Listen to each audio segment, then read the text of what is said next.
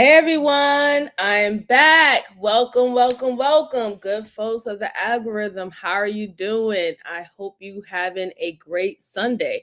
I hope you had a good weekend.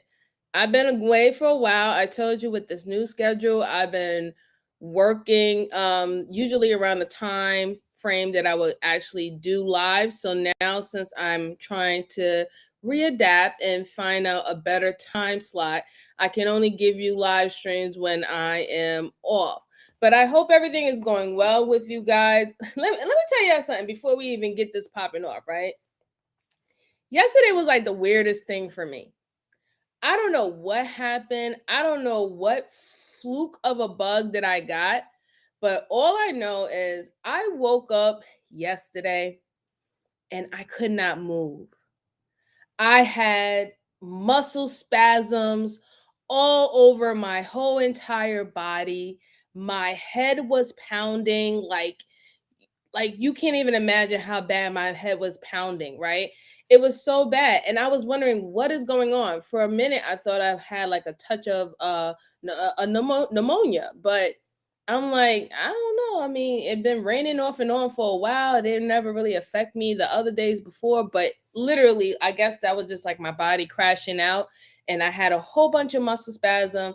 I could not move. I could not do anything yesterday. I was literally all in my bed like a lazy bloat for the whole entire day yesterday. And then now I woke up and everything was fine. Went to the gym and act like nothing ever happened. And normally that happens to me because I don't get sick often at all. I only get sick maybe once or twice a year. And it's like that with me, my son, and it was like that with my father, and it was also like that with my son's father. We tend to not get sick often, only once or twice a year, and we all share the same blood type. So I think that has something to do with it. I don't know, but when we do get sick, we go down like a ton of bricks. I tell you that. I'm telling you that.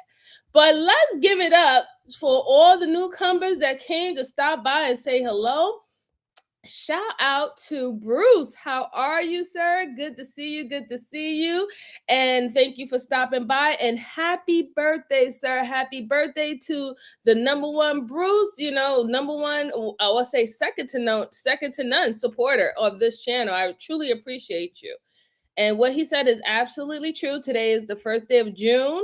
It is men's mental health. So let's, give love and life to the special men that is in our lives. They're dear to us. They're important, and just check on them. Okay. Absolutely, Bruce. Absolutely.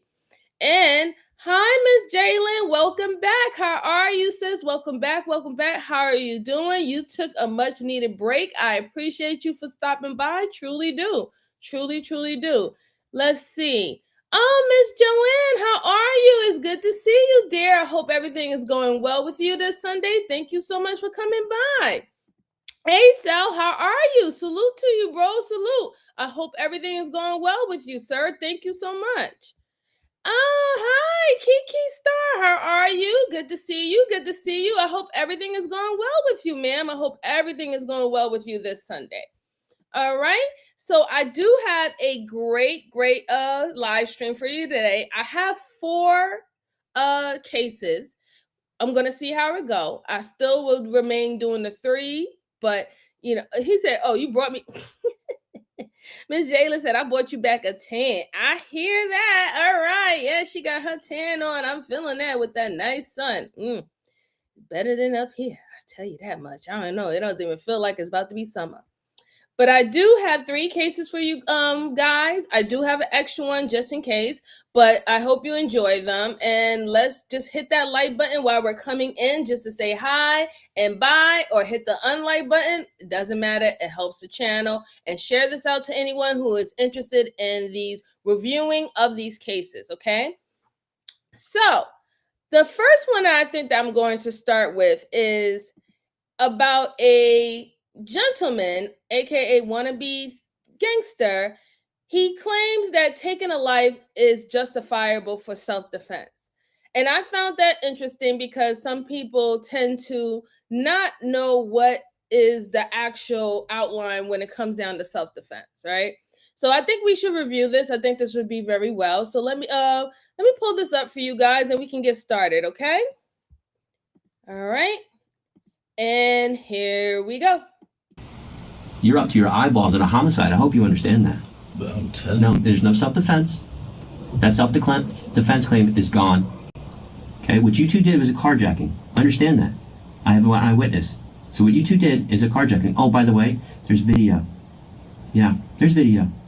Yeah. Do you want to start again? Yes. All right, go ahead. In our last video, we talked about two men, Willie Eckford and Jaquan Glover, who turned themselves in to the Orlando, Florida Police Department. Willie told detectives a story that didn't make much sense, as he tried to claim self-defense. In this video, we will be taking a look at the interrogation of Jaquan, also known as Papa. Detective Teresa Sprague. I hope you wash He washed his hands too good. What's your name, sir? Jaquan. Jaquan? I'm Brian Ferreira. All right. This is Detective Brian Ferrer of the Orlando Police Department. Today's date is Thursday, June 7th, 2018. The time is now approximately 08:40 hours. This is an interview taking place at Orlando Police Headquarters in CID interview room number 4. Also present is Detective Teresa Sprague of the Orlando Police Department and Jaquan Glover. You have the right to remain silent. Do you understand? Okay, see, here's the problem. I don't want to confuse head shakes, because sometimes a yes can look like a no and vice versa, so I really need to make sure you understand these, okay? Okay. So yeses or nos, all right? And if you don't, it's no big deal. You ask me and I'll explain it to you. Okay. Okay? Yeah. All right. No pressure. All right, so that's a yes on the first one? So you understand? Yes. Okay. So, how did you wind up here? Hi, Candy dear. It's so good How to did see you wind you. up I here? hope everything is Tell me what going happened. well with you, darling. Happy Sunday. You want to hear the story? Mhm. What happened? Please. The guy that was driving, he 7 was a.m. taking Good us weather, home. please. Me and my friend, he was taking us home from a hotel, Mm-hmm. and he had his friend in the car, I guess, or Mhm. somebody. And I guess he was already mad because they were arguing. Mm-hmm. So he was driving like reckless. Mm-hmm. So we telling him like calm down. Mm-hmm. Ooh, what type And of he tea? getting mad at Flour, us. black He started tea, arguing green with us, tea? going back and forth with us. Mm-hmm. And he stopped at a red light. We was telling him like go, like take us. Mm-hmm. And he was saying no, he'll sit here all night. Mm-hmm. So we said just turn around, take us back to the hotel. Mm-hmm. He turned around, but he didn't take us back. Okay. What happened then? He was saying that he'll stop the car and beat our ass and shit. Okay. Why would he say that? I guess he was mad About what? about us like arguing with him and stuff.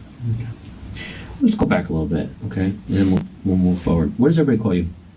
They call me Papa. Papa? Yeah. Okay. Well, not everybody. Some people call me Papa, Corn, Who calls you Papa? like my household, and like People that are really close with you. Yeah. Family. Mhm. Okay. Who's your friend? You said the guy was driving was taking me and my friend home. Who's your friend? the other guy. What's his name? I call him Jay. You call him Jay? Yeah.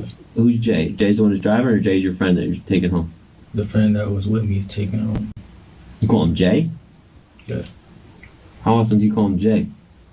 Like, that's what I call him. What's his family call him?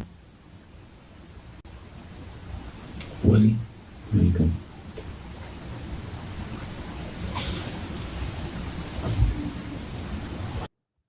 So far, it seems that this gentleman and a group of his friends was taking an Uber. And I guess the Uber driver did not go the route that they wanted to go. There was some exchange that ended up them taking or him taking the Uber driver's life. So now we're about to find out why and what actually led to it. I'm glad that the detective asked him why would he say I would take you outside and beat you up or something like that of those words. And usually people don't say something like that unless they were like being threatened back, right? Like that's normally how it go. Like somebody say, yo, I'll F you up, yo, I'll slap the da-da-da out of you. And you be like, what? I would slap you back. That's how normally how it goes, So I want to see if he's going to be somewhat honest about his interactions with the Uber driver, and let's see how much he gets into the interrogation before it starts to fall flat when it comes down to the self-defense. Let's see. Okay, y'all just having a regular conversation. All right, let's go on. Okay. The guy that was driving, what's his name? I don't know him. You don't know him? Mm. When was the first time you ever saw him? Last night. Last night? Yeah. Okay. Where did you see him first? At the hotel. Okay. That's What hotel? I'm not sure of the name of it, but it's over there by the Magic Mall. Whose room is it? It was me and my friend's room. You and your friend who? Really. Okay. But it wasn't in our name. But Okay.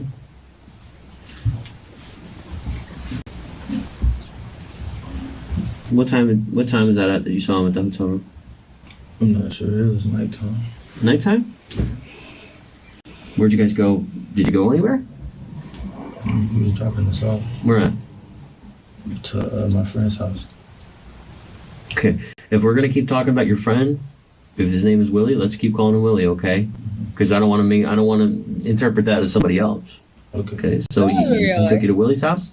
No, we didn't make it there. Where'd you go? I told you what happened. Damo. At the light, we had stopped and he turned around. Oh, okay. What about earlier in the day? I was at Willie's house, Mm-hmm. just sitting over there chilling. And then where? Then the hotel. Mm-hmm. And then where? Then that happened. That's it? Yeah. You leaving some stuff out? You know, Mr. Glover, listen to me, okay? You're a young man. You're 18 years old, right? yes, You have your whole life ahead of you. Yes? yes, Okay. Have you ever been arrested before? no, Okay. So this is all new for you. Mhm. So you have to weigh very heavily the decision you're going to make right now because it's going to affect the rest of your life. Do you understand Oh, that? don't worry Yeah. about it, Miss Joanne. It's Okay. okay. I enjoy y'all The rest having of your y'all life. regular conversations. So start thinking, okay? Because when you leave stuff out, you know what that's called? That's Yeah. called a lie of omission. Okay? And lying to me is not a good thing. Do we understand each other? yes. Where did you go today? Don't leave anything out. Try it again. I didn't go anywhere today.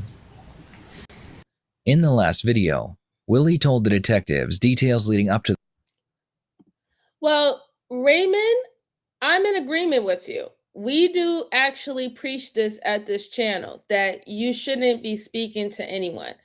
And the simple fact that he is 18 years old, it would even be more impertinent for him not to be speaking to any of them unless he gets some form of legal counsel. But a lot of people don't use that right.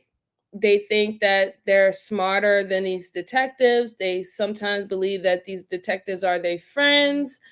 They sometimes believe that the detectives are empathetic, and it's not. I always preach this here that they're here to get the evidence, and it doesn't matter if the evidence make you look good or it makes you look bad.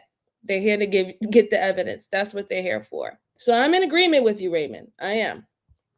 He should have said he wanted a lawyer. Let's go on. the homicide. The detectives were able to put together a story of what they believed happened. Willie, Jaquan, and Lamar had been out stealing clothes and electronics, and they stored them in a hotel room. While Willie and Jaquan were away from the room, Lamar stole everything inside. Willie and Jaquan then asked Lamar for a ride home, pretending they didn't believe he was the one who stole the items. While they were driving, Willie and Jaquan tried to carjack It's a Lamar, homicide. which ended with Willie taking Lamar's life. Do you think I'm worried about some credit card fraud stuff? Do you think I'm worried about it? Do you think I'm worried about credit Today, card meaning fraud? Thursday, he's playing semantics. Wednesday. Do you think I'm worried about credit card fraud? I don't do that. Or theft. You were with somebody who did it. Yeah. Okay. Homicide. We know about all that. So just tell us. let's talk. The stuff you guys took. If you're gonna not, So this makes it even worse because it seems that they was out there hijacking credit cards, stealing goods and stuff like that. They were under they was doing this at a hotel that was near the area, and at one point I don't know if they got ambushed by somebody else or the police got on their tail, but when they did a carjacking, that's how they lost that's how that Uber driver lost their life, because they end up shooting the Uber, they end up shooting the Uber driver and taking his car as a getaway car. It just gets worse for these individuals, especially this one right here, because it seemed that he might have pulled the trigger. This is why we're actually reviewing his interrogation, but it's just getting bad, and it just keeps on going and and going. Because not only did you was stealing, you was already doing criminal activities. Now you took your criminal activities into a homicide. It doesn't look good, especially you being an 18-year-old young man. Like, to me, your life is pretty much over at this point. Like, seriously, it's a shame. Let's go on. talk, then we're gonna have to go on what everybody else told us. And guess what? Your friend, the one that you didn't want to tell us his name, threw you under the bus left, right, and center. Yeah. He what? Oh yeah. You know what throwing under the bus means? No. He's putting all this in your court, saying that you're the one that's responsible for all this. You understand that? Do you understand? Responsible for what? So you're gonna. This is the way you're gonna go. You were What do there. you mean, You know what happened. people? He said you were responsible for it. Do you understand that? There's a lot of people. So the one that you're hanging tough for, the one that you're covering for right now, is telling on you. So that's fine. If you want to play the game, I don't care. One way or another, somebody's gonna be responsible. So if you want to be the one that's responsible, that's fine. What I said isn't a lie, though. No, there's a lot more, isn't there? Isn't there? Yeah, it's more. Yeah. Okay. But So it's not really. So start thinking. Who do you care about in your life? Who's important to you? Me, You.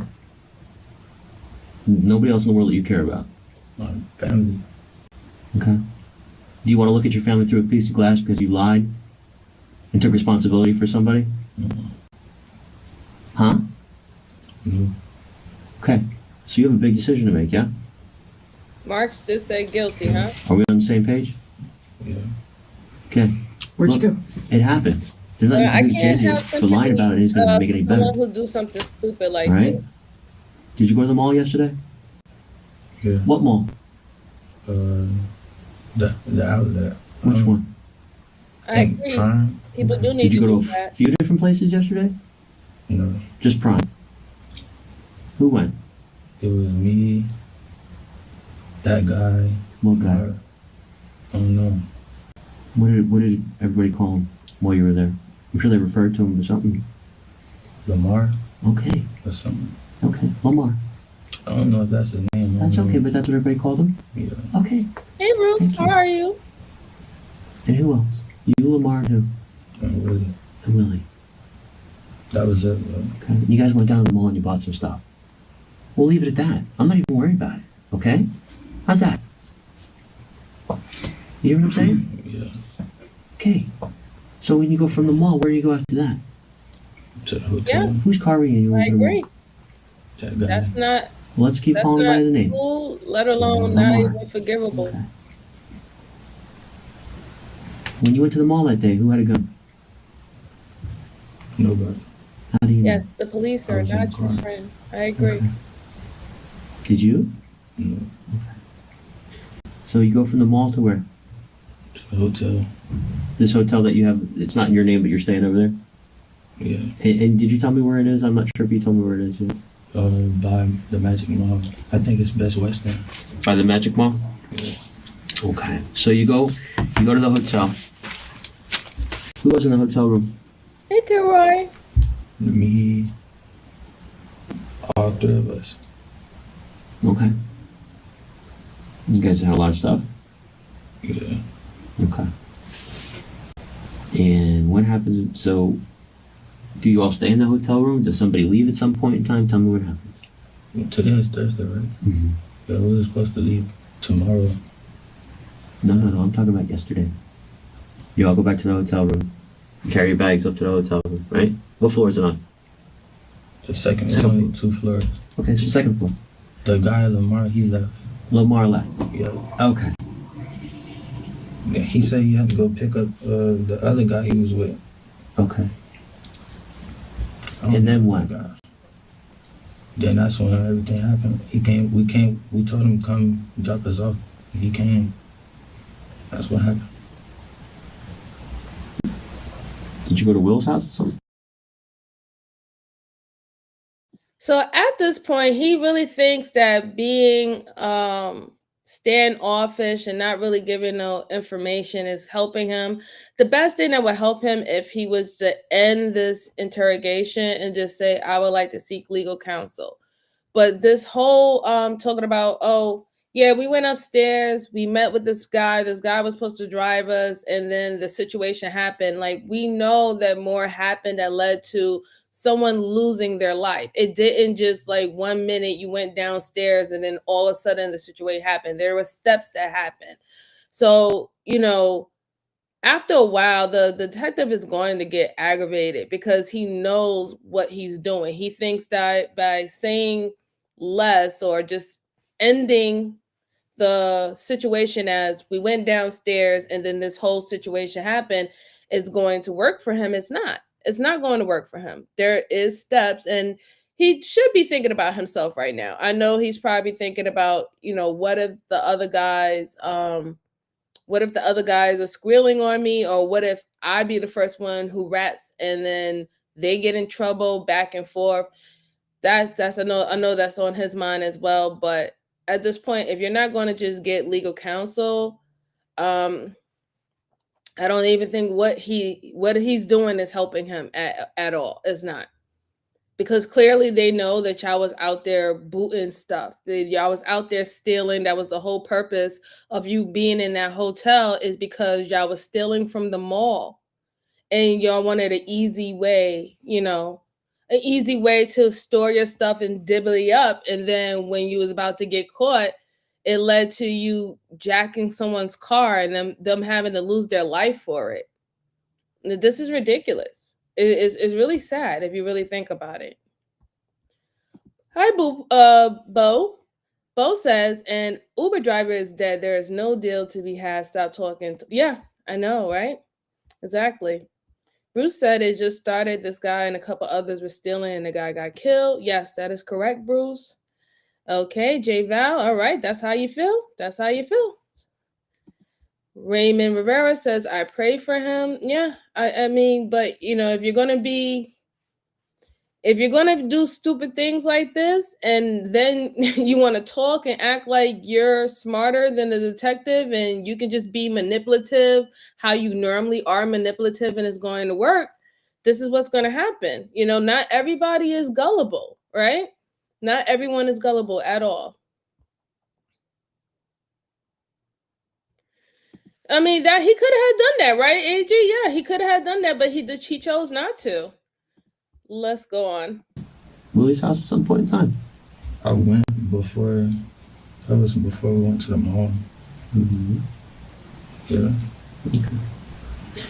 So, why did you get back in the car with Lamar when all this happened? What happened? What brought you back into that car? Before it happened? Mm-hmm. Right before it happened. You told me you're driving around and you're at the traffic light and everything else. Why were you guys in the car? We wanted to get dropped off. Where? To Willie's house. You gonna tell me what happened with the hotel room? Oh, ain't nothing happened. Oh, mm-hmm. Try again. We came back and the hotel doors unlocked. Why wouldn't you tell me that? I wasn't, like, my head right now, like, I can't explain, but. Well, it's Thursday, right? Yeah. You're at the police station, right? You know your date of birth. Yes, that's exactly what he right? did, Melissa. You told me your date of birth. You know your address. You know your mom's name. So your head's okay. Yeah, but. Okay. The reason why his head is hurting because he's going through a sense of anxiety and stress because he's trying to figure out what he can say to the detective that is believable, that does not criminate himself or criminate any of the people that he was with. So it's starting to be very stressful to him, and that's why his head hurt. Remember, they showed you signs of stress or even anxiety in these interrogations is sleepiness, yawning, headaches, and stuff like that. Those are signs that someone is being overwhelmed because they're trying to figure out what they need to say that's going to be plausible and is not going to incriminalize them anymore. That's what they're doing. So yeah, it's crazy. It really get crazy. Let's see. Yes, exactly. Flower said, "Ha, try again." Right. Yes, Candy, for nothing. Such a waste. Yes, exactly. Yeah. Craig said, "Hi, Craig." He said, "I just don't understand why young people want to mess their lives up. Many Americans have had a tough life. I would pray for those young men." Yeah, I understand that too. I don't know why either. They think that certain things that they do is good, especially if they was able to be successful with it initially, right? Like, it's hard to get a criminal or a crook to stop being a criminal or a crook if they was able to be a criminal for, I don't know, 6 months, a year, 2 years, 10 years. They was able to get away with it for a very long time. So then now they figure that they have it all figured out. They are the masters of this, right? They know how to do this, get in, get out, and out. So it's the only time we hear them be remorseful or when they're crying and stuff like that is when they get caught. Most criminals don't care about anything until there's a consequence. They don't care that they stole, they don't care that they hurt someone, they don't care about none of that. In fact, if there was never a consequence, they would continue to do it.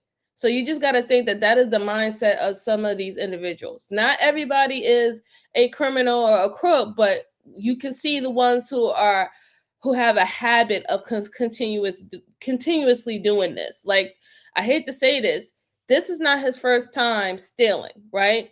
The simple fact that he was in a hotel room with 3 other guys and they were booting stuff from the mall and stuff like that. This is not their first rodeo of stealing things and going to a hotel to divvy up. That's not the first time. Now, whether or not, if the carjacking situation, we don't know, right? If that was the first time, but we definitely know this is the first time that they got caught and someone actually lost their life. So that's the problem with this situation. Let's see. Oh, I see some more people. Okay. AG said, lawyer up. Yes, exactly. Melissa said, I don't know. Oh, yeah. I don't know why people think they can get away with murder, technology, DNA. Yeah. Like, people really do think that they're smarter than everyone, right? And I think that's just a part of the ego, just filling them up, right? Let's see. The traffic stops to any interaction with police very calmly say, I don't answer questions and I do not submit to searches. Yeah, I mean, that is your right.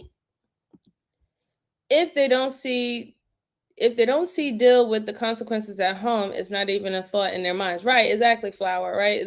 Where's the consequences? I've seen plenty of videos where people start yelling and screaming at the cops, and all it does is get up with them and arrested. Yeah, I mean, it doesn't really help. I mean, you got to understand, like, police officers are people too.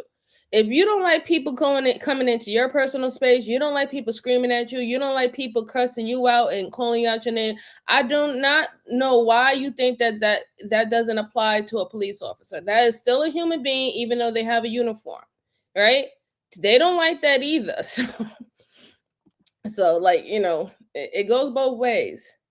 How old is this young soul? He is 18 years old, according to this interrogation. This happened back in 2018, so he's much older now, but he was 18 years old when this happened. Let's see. Oh no, random, but don't be random. Don't ask me stuff like that. Let's see. Blue Capone. Hey, Blue Capone, how you doing? It's all right. You sorry that they got caught? Oh, yeah, they're sorry that they got caught. That's the truth. Daniel said, you just, if you think you can come up with a story off the top of your head on the first try that fits all the facts and doesn't incriminate you or your home. Yes, exactly, Daniel. Exactly. All right, let's go ahead and go on. So let me ask you a question. Why wouldn't you tell me that the door was open to the hotel room? What are you so worried about? I wasn't thinking about that. Well, listen. How many times do I got to tell you? You need to think about these things. You hear? Yeah. Oh, wow, Because it looks Candy. like you're not telling me. What does that look like? I forgot what you called it. Lying. It's very flat out lying. Oh, dear. Do we want to lie? Mm. We're going to talk about that too. Okay. So help me understand a little bit more what's going on here. So you go back Hey, to the Omni, doors open. salute to you, bro. Listen, I ain't betting. I'm We were not just taking curious that why bet. it was You open know that and the stuff, lawyer trying to wasn't find called. out. You came in here knowing That's that the the reason we lawyer left, wasn't because called, when bro. we came I'm back, not the taking door, that bet. you You know, gotta was take there. my money. So you're curious as to what in the room? Like, what happened? What happened? Somebody came in. And did what?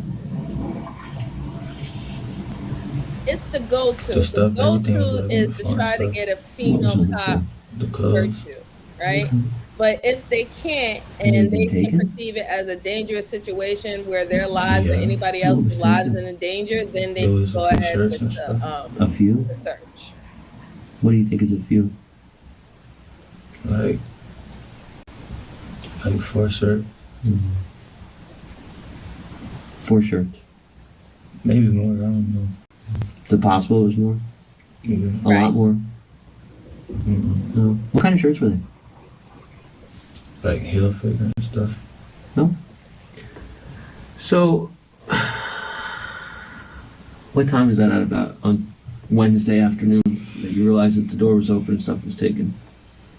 I could say 9, At night?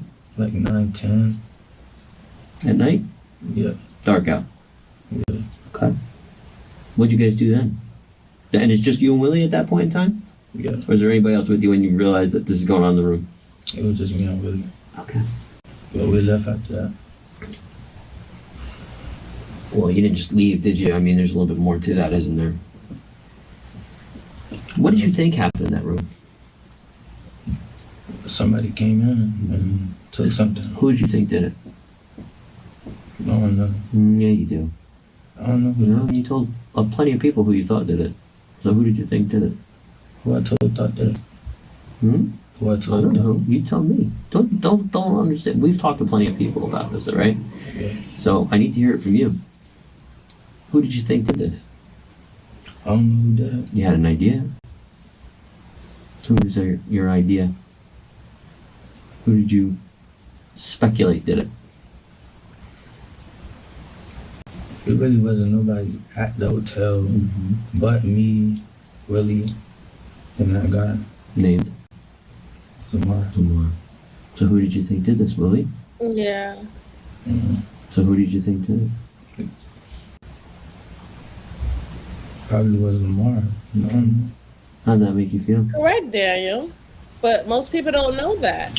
I don't really. Were you mad? Mm-mm. You weren't mad at all. Hmm. Oh, it's a small town. Well, I'm trying to understand why somebody who wasn't mad would be yelling in a car. Hmm?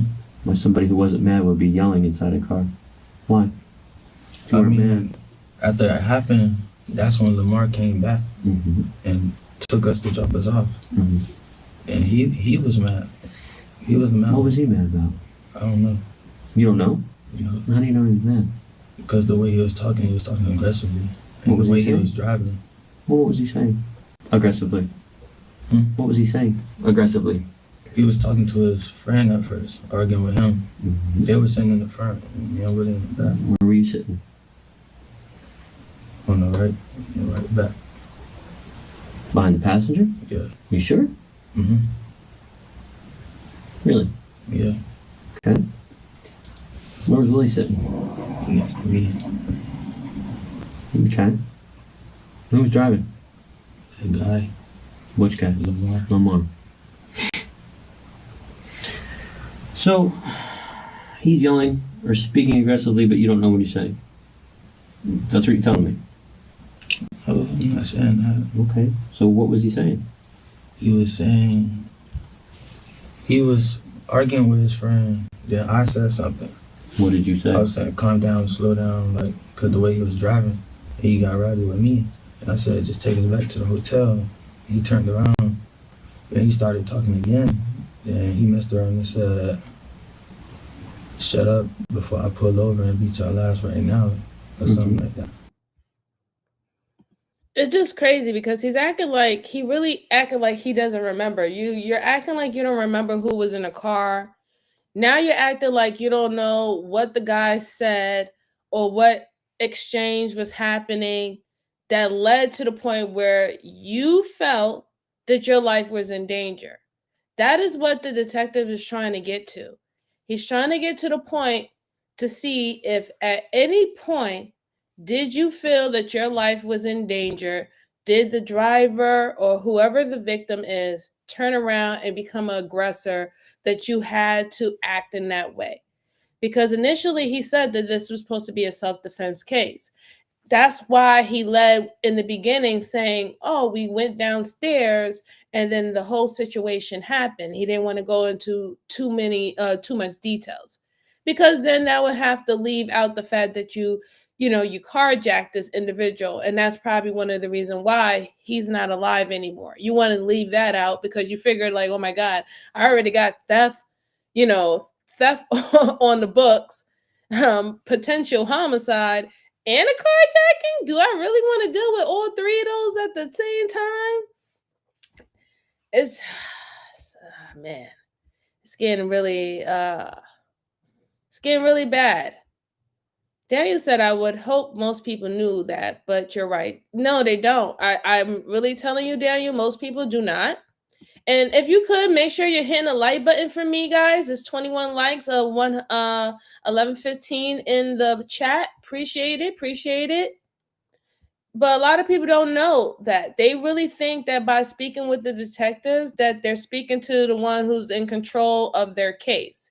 They don't understand that those are the ones who are just gathering up evidence for the prosecutor or the DA, right? And that's just basic law, and a lot of people don't know basic law. What I've seen, a lot of civilians know certain penal laws. That's what they know. They don't necessarily know actual torts and all that other stuff. They only just know certain penal laws, certain traffic violation laws. That's what most people, get, used to, so they can say, hey, I know this, I know that, Fifth Amendment, that's what they know. They don't really go into detail to understand other things about the law and how the steps go, what happens in the court. When you want to go to civil court, what can you file for? People don't understand that until they actually go get legal counsel, and their legal counsel will explain to them what you're supposed to be doing and how to, position this into the court. It's unfortunate that a lot of people don't know that, but I hope, honestly, as the years go by and a lot of high profile cases start popping up, especially in our country, that more people will take a liking into understanding many things about the law, and that the law is a living, breathing thing. One thing can apply to one case, and the next minute that same thing don't apply to the other case. It's a living, breathing type of system, right? And it can go either way, depending on certain little details. But here we go. Let's go on a little bit more. Or something like that. Yeah. It was something like that. Okay. Like he gonna beat our ass. You accused him of stealing the stuff is basically what pissed him off. Yeah. Yeah. Why is that so hard to tell me? I don't know. He was already mad though. Okay.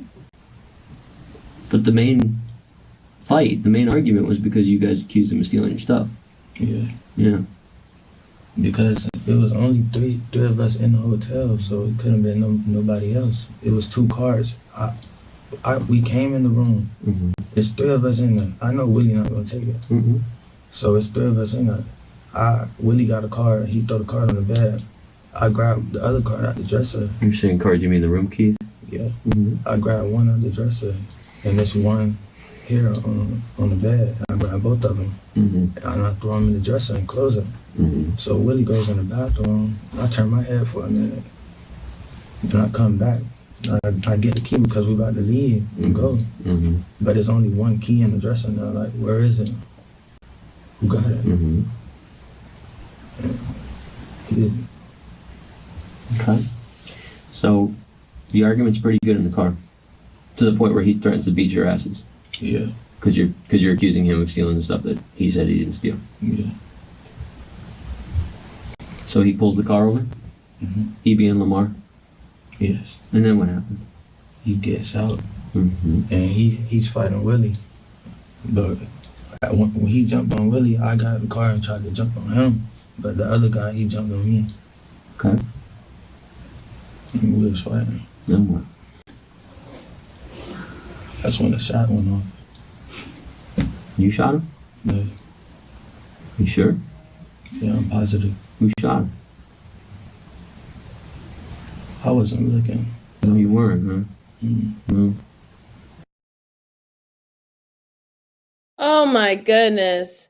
Why is he saying anything? Like, I'm sorry, but that was a dead giveaway to let the detective know that you was the shooter. How do you not know who the shooter was? You said I wasn't looking, but it wasn't me though. And you really think that that's going to be good enough for this detective? You're in a close-knit area. You're in a car. How do you not know who shot? How do you not know who pulled out a weapon? You saying that you was jumping over trying to stop a fight, and then all of a sudden a gun came out and the person got shot, but you don't know who shot. Like, come on now. Like, that was so sad. That was really a pathetic way of trying to convince this detective that it wasn't you that pulled the trigger. That pause said everything. Who shot? You didn't even know. You didn't want to name none of your friends, right? Because it would have been true. But the best you could do was, I just wasn't looking. I wasn't looking. I didn't see. I just heard a sound. Oh, God. That's it. I just heard a sound. I wasn't looking, though. This poor baby. It's just really sad. Because he's given all the signs that he's not even being truthful. Even though y'all can't see it, but he has his hands crossed under the table. At one point, he did cross his arms. That is a tactic to not show how nervous he is or what he's thinking, give him time to think of something that seems believable. I'm feeling really bad for this guy because at this point, he really just need to get legal counsel because it doesn't seem good at all. And it doesn't even he didn't really even explain why the gun was brung out in the first place. I didn't really hear that much of a scraffle. I just heard about someone jumping on top of someone, and then the next minute, someone gets shot. Let's go on. Well, you were right there, and you weren't looking. So again, that kind of answer is something that makes people say, "Well, I wonder what he did." You were right there. You were watching your buddy. He's fighting this guy. What were you doing? I wasn't watching. What were you doing? I just told you. The guy, Willie was fighting the guy Lamar. I get out. I try to help Willie. At least get Lamar off of him. What you were able to do? Huh? What you were able to do? No. Yes. I didn't. How's that? I only swung one time when the guy came and snapped me. What guy? That's how I got this. That's how you hurt your hand? Yeah. Doing what? Yes. Flower. He was watching the Onto bird. the pavement? Yeah. Or where's that from? Let me see. And my elbow hurt too. I ain't getting to look at that. But Sean says, especially if you know someone had a weapon, you're going to make sure no mistakes. It looks like somebody that kind of was on the ground, like pushed the ground or something. I got slammed. And slammed, huh? Why do you think he slammed you? Because I was trying to help. Okay, walk me through that a little bit more. Help me understand that. So, Help me understand. So Hi, what were you looking at hi, when the Y2 alarm went off? Kimberly. Hope you're having a good I Sunday. wasn't Yes. looking at them.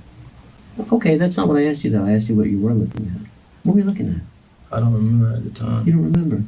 Mm-mm. Really? I'm so serious. So you just don't remember what you were looking at?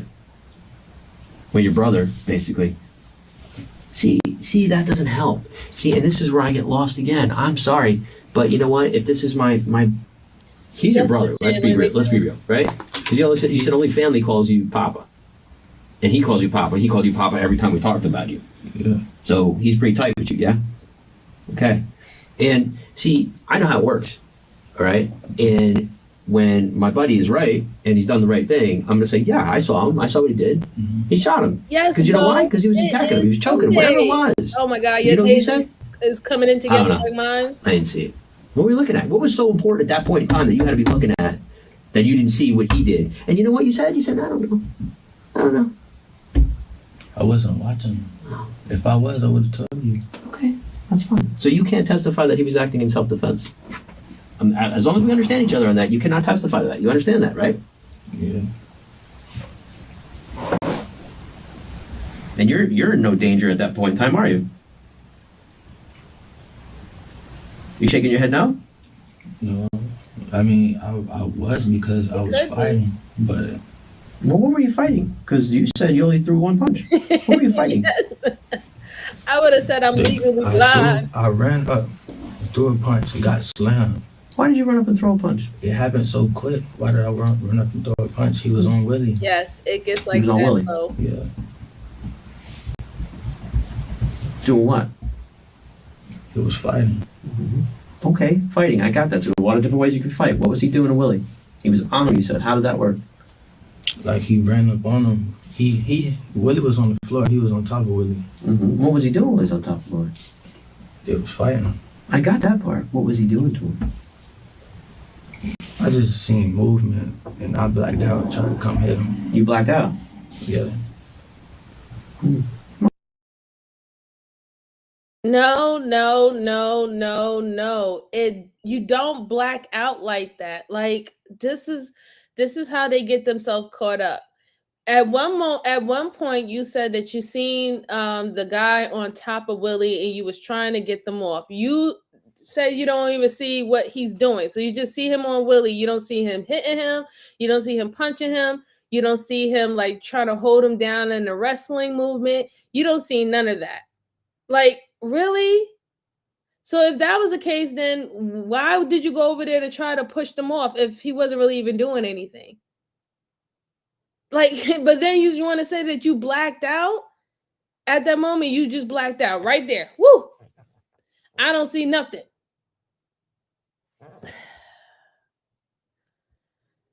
It doesn't go. I wish that people would stop saying that. Because that blackout situation, it doesn't work. It really doesn't work. I haven't seen most people get away with that. I just blacked out in a fit of rage. Not in this situation. Let's go on. That just annoyed me a little bit. I got slammed. So after the first shot, what happened then?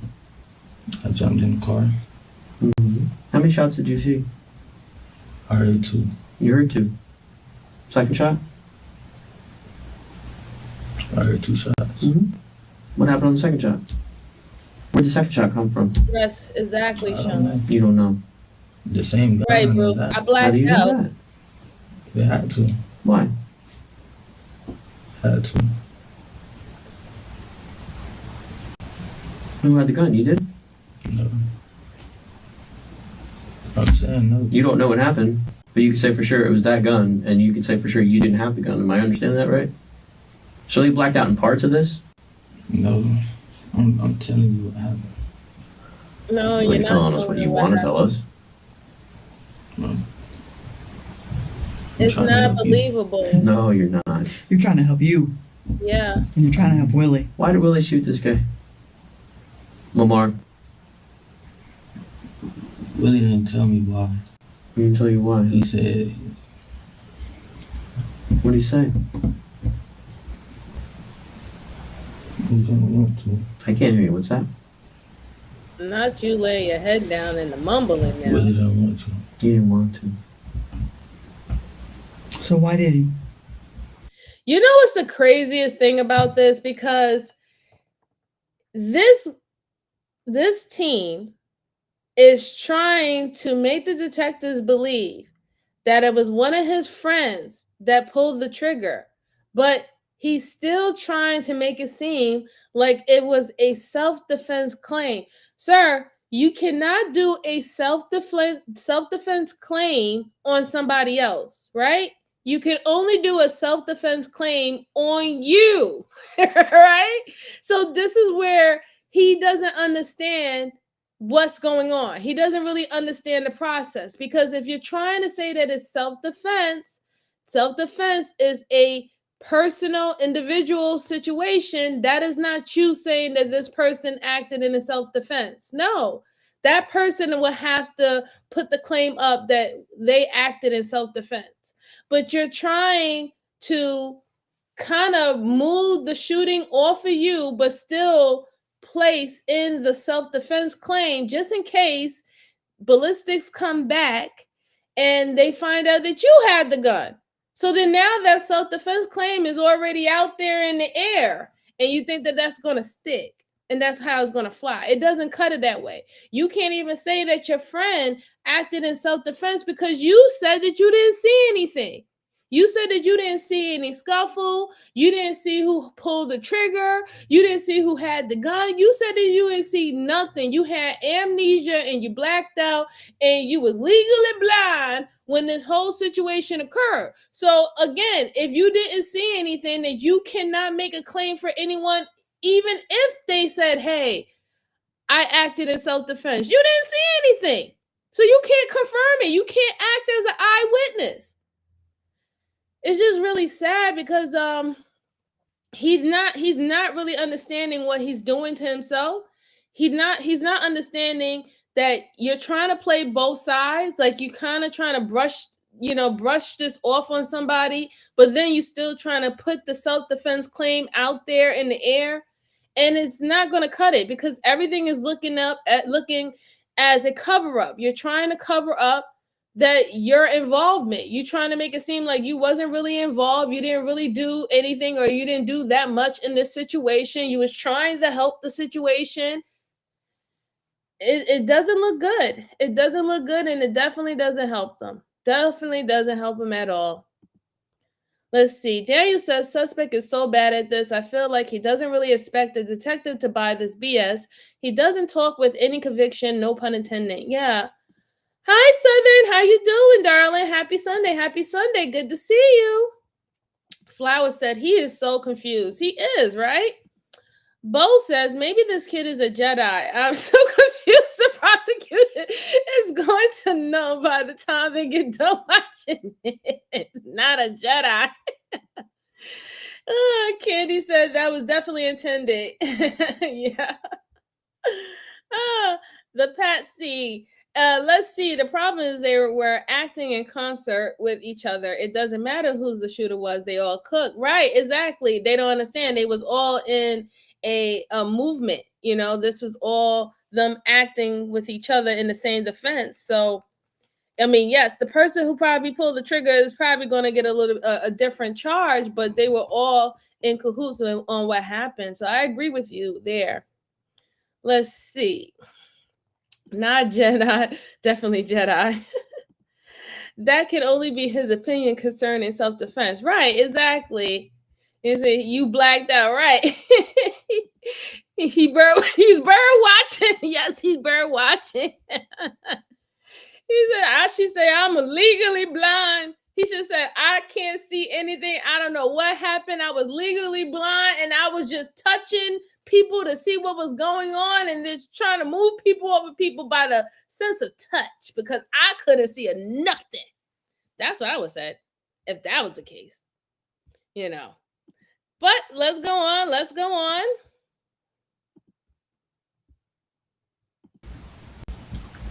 I guess he felt that if it wasn't him, I mean, it was either him or him at the time. Like,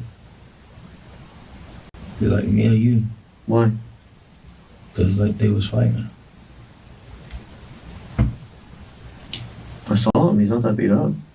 He's not that beat up.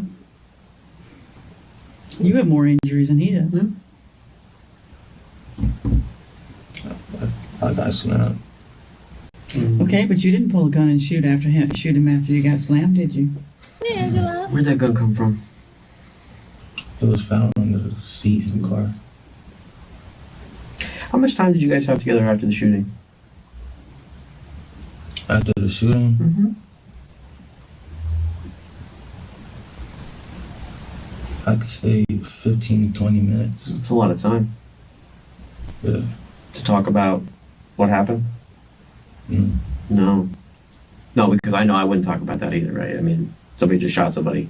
I wouldn't talk about that. I don't know what you would do. You want people to believe that? You want people to believe that for 15 or 20 minutes, because you guys made enough efforts to go and do what? What'd you do with the car? Isn't it late? Yeah. Yeah. So let me, hold on. Let me make sure I understand you right. So you guys didn't talk about what just happened. You took somebody's car that didn't belong to you. You didn't talk about what happened, and you just happened to just bring it to a lake and push it in the lake. Am I right? You said then talking about what happened twice. Yeah, you didn't? Can you say that again? Okay. Shooting happens. You guys both get in a car that doesn't belong to you. Mm-hmm. And you make every effort to go and get rid of this car.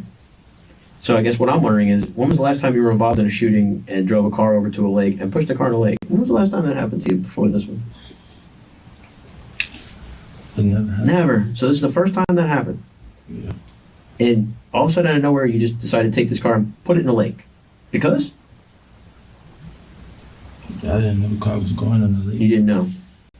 At what point did you figure out it was going in the lake? When you got there? When I saw it going in the lake. Mm-hmm.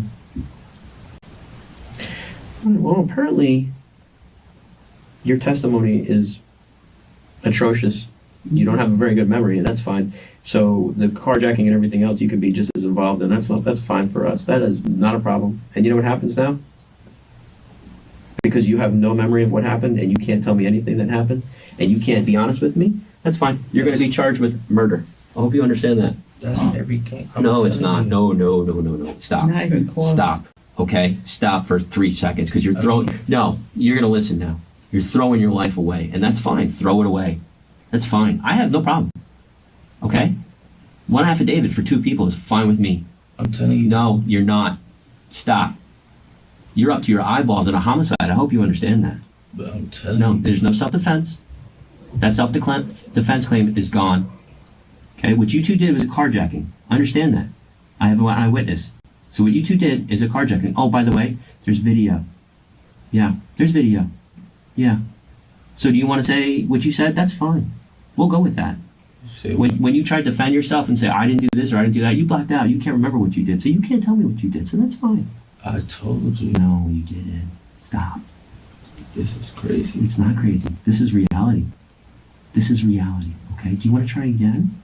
Do you want to try again and fill in the blanks? Because you're really not doing a good job right now telling the truth. Okay. Do you want to try again? Yeah. If you didn't shoot somebody, you're not somebody that I would need to put in jail. We can't do fingerprint or something? Like, No. No, we can It's do called truth. Tell the truth. We can do truth. Tell the truth. I mean, I said... No, stop. Listen to me. Stop. Christ, I'm trying to... do you understand what we're doing here? Yeah. We need to get the truth, okay? I don't want you to lie. I don't want you to make anything up. I don't want you to tell me anything you think I want to hear. Understand that, okay? This room right now, this is it. If I get up and walk out and she gets up and walks out, we're done. And I'm going to go with, you know what I'm going to go with? Mr. Glover could not remember anything. He blacked out. He blacked out. So whatever everybody else said you did, you did. You understand that? I do not. Yeah. So whatever everybody else is saying, I got. And nobody's lying to me. Okay? Yeah. You're the one that's got amnesia about certain things. Yeah, you made some bad decisions tonight, didn't you? Last night. Okay, let's get that straight. You made some bad decisions last night, didn't you? There's 2 detectives. Yeah. Again, how many times do I have to make it clear to you? I can give a rat's ass about credit card fraud crap that you guys did at a mall. That's a dime a dozen. I don't care. It's not something I need to send you to jail for. Do you understand that? Are we on the same page on that? Okay? But to tell me that you guys didn't talk for 15 or 20 minutes, you had no conversations whatsoever about what just happened, and a car just winds up in a lake that you're driving in or you're with, and you're going to tell me you didn't talk about anything? Let's not go there. Okay? Because that's an insult, isn't it? Yeah. Yeah, he just needed to get a lawyer at this point. And what they're doing is a very good tactic. They're going like face on with him. They allow him to talk, and he was really trying to give them no actual detail about what happened, the actual communication between him and the other three guys that he was with, him and the victim, what led to the victim getting shot, what led to you dumping the victim's car in a lake. What the detective is telling them is pretty much that he talked to the other guys. He's trying to say to him, listen, I already talked to the other guys, and they pointed you as the person who pulled the gun, shot the gun. You knew all well about the plan to dump the car in the lake. They gave you up. So he's telling this young man, listen, at this point, you don't want to say anything. Whatever story we put together with the pieces of the evidence that we do have, and whatever information we got from eyewitnesses and also the other 2 or 3 individuals, if it paints you as the one or the true perp or the one who actually pulled the trigger and stuff, that's your life that you're throwing away. However, you have the ability to tell the actual truth from your side and pretty much get the charge that is fitting for what you did, right? Instead of just leaving it up to the hands of everybody else to decide what exactly took place. Whether or not if he wants to take it, that's his right to do it. But quite honestly, at this point in time, I don't even see, since I don't even see anything else helping him. He might as well just go out and tell the truth and just, and deal with whatever happens going forward. Because he should have started the whole thing with just legal counsel to begin with. And he should have had it in the back of the mind that if they grabbed you up, of course they grabbed the other 3 guys up. And of course they had a conversation with the other 3 guys about this, probably before they came and spoke to you about it, right? You have to think, if they're coming to see you in the interrogation room, doesn't mean that they have all the evidence, but they have enough evidence that they need to question you, right? That's just the truth. You're not showing up into the interrogation room with absolutely nothing. There's something that is pinpointing you to this situation, to this incident, that they want to further go down this path to see if there's more evidence, and if they're going the right route to find out what happened in this situation. That's the real truth why you're sitting up there, because if they didn't really have nothing, you wouldn't be here. You really wouldn't be here. It would have make no sense to even involve you, right? They probably would have had like a phone call and would have asked you, hey, did so-and-so, did you see so-and-so? Yeah, I saw so-and-so. I saw somebody jump in the car, grab somebody out. I heard a noise, blah, blah, blah. And that was it. I mean, it's really sad at this point, because I see him getting the most time now. I do. I see him getting the most time after this interrogation. And it seemed like pretty much just threw his life away, really. And it seems so dumb too. You threw your life away over what? Oh, what? Absolutely nothing. Those items that you stole, they don't even care about those items. You know why? Because those items, they lost value as soon as you took them, right? And then the stores that you took them for, they got, they got insurance on that. So they're going to get back their money, or, for things, item or property that's lost to them. Like, you really threw away your life for absolutely nothing if you really think about it. But let's go on. Do you want to start again? Yes. All right, go ahead. Coming from the hotel was broken into. Mm-hmm. We noticed everything. Some things was missing. Okay. So we called Lamar and tell him to come back and get us. He comes back, and then he's taking us, and he's arguing with us. Did you guys call Lamar so you can question him about the stuff? Yeah, well, we were already questioning him over the phone. Okay. What was the plan to get Lamar there? Why? Why did you want to have Lamar there? Why was it so important? Because you could talk to him over the phone, can't you? Yeah. So what was so important about getting him there and getting in that car? Tell me. To leave. Try again. What was so important about getting him there? And whose idea was it? Because if it wasn't your idea, I need to know that. You understand what I'm saying? Yeah, it wasn't my idea. So whose idea was it? It was Willie. What was his idea? Tell me. To get Lamar there. And Why? Go. And what? And go. And do what? To get him there and what? Not to go home. Not to go home. First, he wanted to question him. Yeah, and then what? Hey, reading books. How are He you? was just saying, drop me off. Listen, remember, I can't keep asking you, okay? It was Willie's idea, that's fine, but I need to hear it from you. Okay. What was his idea? His idea was to question Lamar to see if, like, he would tell the truth or not, because we know, like... What was going to make him tell the truth? You can tell me.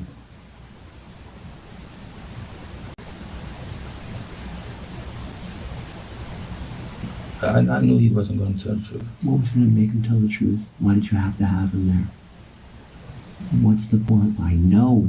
I got to hear it from you. Because when you don't tell us, it looks like you're covering it up. If you didn't put that plan into action, it wasn't your idea, you just went along. I need to know that. But I need to know everything. You understand what I'm saying? Yeah. So what was the plan? What was the idea? It was to get Lamar there, to see what he says. And then there's more, isn't there? Yeah. Yeah, this is the hard part. This is the hard part. What were you gonna do? Was the plan to kill him? Was that the plan all along? Yes? Yes, but we wanted what he took back. Okay. So was the plan to kill him or get the stuff back? Which was it? Oh my God! We wanted to see what he was going to say. I can't believe he said that. Oh my goodness gracious. So now he just admitted that it was planned. It was planned to take this person's life. So now it's first degree. It's first degree murder. Just like that. Just like that. That one, yeah, but just like that. First degree murder off the bat.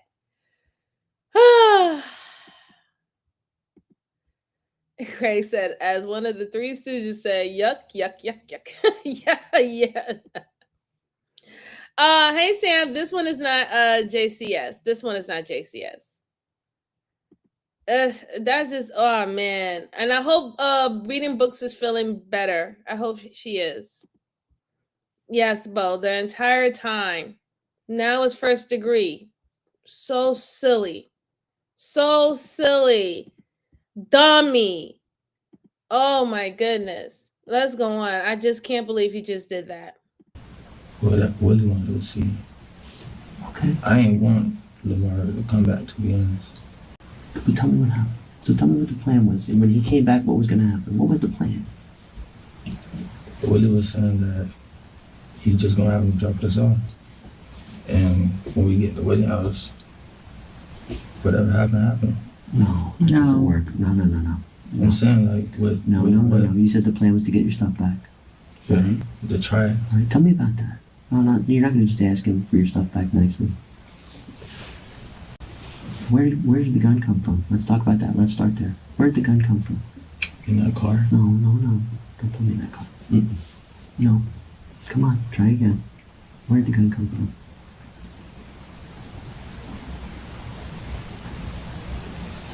It came from...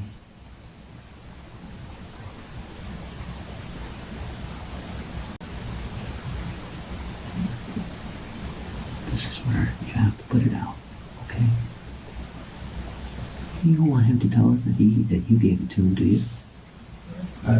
Did you give it to him? No. Okay, and where did it come from? I gotta double check what state it is, but hopefully it's not one of those states. We had it with us. What kind of gun was it? It was a Taurus 9. color?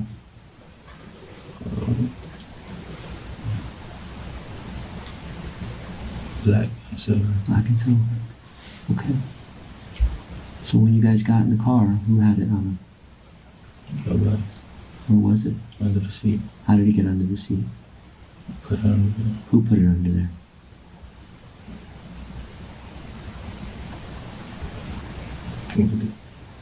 Okay.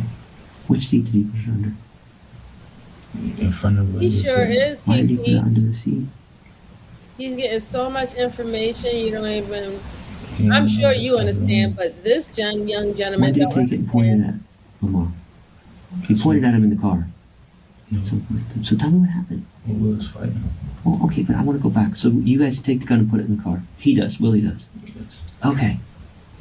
But again, how were you going to get him to give you the stuff back, Lamar? What was the plan on that? I mean, I was asking him. You were asking. Well, you were yelling. Let's be real. You were I yelling. wasn't yelling. There was a couple people in that car. They said you were yelling. Well, when we was arguing, but not when I asked him. Okay.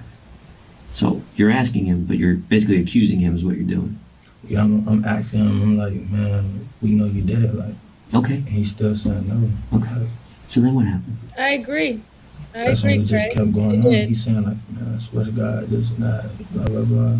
He's saying maybe it was Yes, absolutely. maintenance. Rest in peace to the And trying to driver. say other stuff. And you didn't want to hear that. He was just trying to make a living for his family. Okay. So I'm curious. You said before the plan was to kill him. Why? Who wanted to kill him? You know, people don't believe in lawyers today, move. I mean, it wasn't like Willie when it happened. Willie was telling me like he didn't want to do it, like, but he had to Why? because they started fighting. So that wasn't the plan. For them to fight. That came up when we were in the car. Okay. Like he was saying he'll beat our ass, so we got rowdy. Like, but then he pulled over. But see, I just where I get lost. You said you and him had a plan, and the plan was to get your stuff back, right? That was my plan. Okay. All right. So, and this is where I get a little lost. Okay. Again, you can talk to him on the phone all you want. Yeah. There's a So Sean says, does anybody know what they were trying to get back? They were trying to get the guy to take them to this particular location. I guess the guy did not want to drive him there. He seen that they were doing something, shaky, or probably did a criminal activity, and they tried to use his car as a getaway vehicle.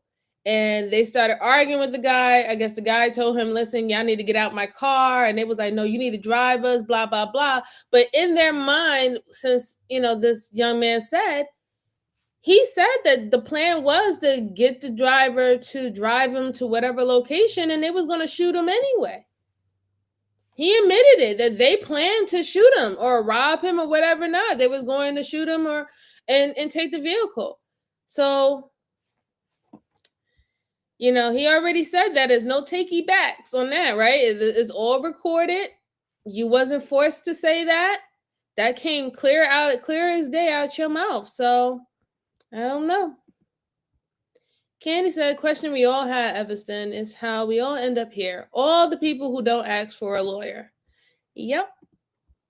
Probably supplemental income. Yeah. Yes, lawyers is going out of business with these young people. They talk too much. Where are his parents at least? Kiki, he is 18 years old, so he is an adult in this country. And if he really wanted them involved, he would have got them involved, and maybe they could have got legal counsel for him, which he should have done. But, he thinks he's grown. I mean, look what he's doing right now, right? The action and everything he did was of a grown adult. So the courts is going to look at it like, oh, you want to act like you're a grown adult and do grown adult crimes, then guess what? You can do grown adult time. That's how that go. You can't sit up there and play I'm a kid now after you was acting like you was an adult, a criminal adult this whole entire time. It doesn't go that way. Doesn't fly that way. Hey, Zero, what's going on with you? How are you this Sunday? Let's go on. The reason why he came back, you had to get in that car with him. There was a reason why. Was it a plan to get the car from him? That's the plan? No. You guys came up with that plan sometime. I mean, the reason we got him to come back was so we could find out if he, we could find out what he's saying. Well, you found that out on the phone. So you have to step it up a notch now, don't you? It is sad. No, I found out. They really need to stop doing this goofy like he was stuff. saying it It's was really maintenance and stuff. goofy. Right. What I'm saying is, you can talk about that on the phone, Yeah. but he's lying to you on the phone. No, he called on the phone. He was calling me, but he wasn't saying anything. So you're mad at that point because he's not answering you. You know, I wasn't mad. Okay. I mean, I knew. But the whole reason to bring him back over there so you can question him about this stuff. Yeah. Right. Because he was acting lost. Right. And what I'm saying is, you guys had a gun. Yeah. So the gun was used at some point in time to get him to tell you the truth, because that's what makes sense, and that's what the plan was. You had to have him there. You had to have him there in front of you so you could do that, right? Yeah, but He wronged you. That didn't happen though. That was the plan, though. Yes or no? Not with the gun. With what then? I mean, we were just questioning him. The gun was just there while they was fighting. Like, it's either Lamar gonna get the gun or Willie gonna get the gun. It's him or him at this point. See, this is where I kind of get lost, right? I mean, if he's pissed off at you and everything, why not just drop you back off at the hotel? I mean, you're literally a quarter mile down the road from the hotel. Yeah. So he pulls over right then and there and gets out of the car. Yeah. Which makes more sense to me is that the gun's pulled out in the car. Okay, Zero. The gun's pulled out in the car. Good day. I'm glad that you're resting. Let's not leave it out on. I finally got a day off. In the car. This whole entire time. That's why you haven't seen me. The gun wasn't out in the car. At some point in time, it was. It wasn't.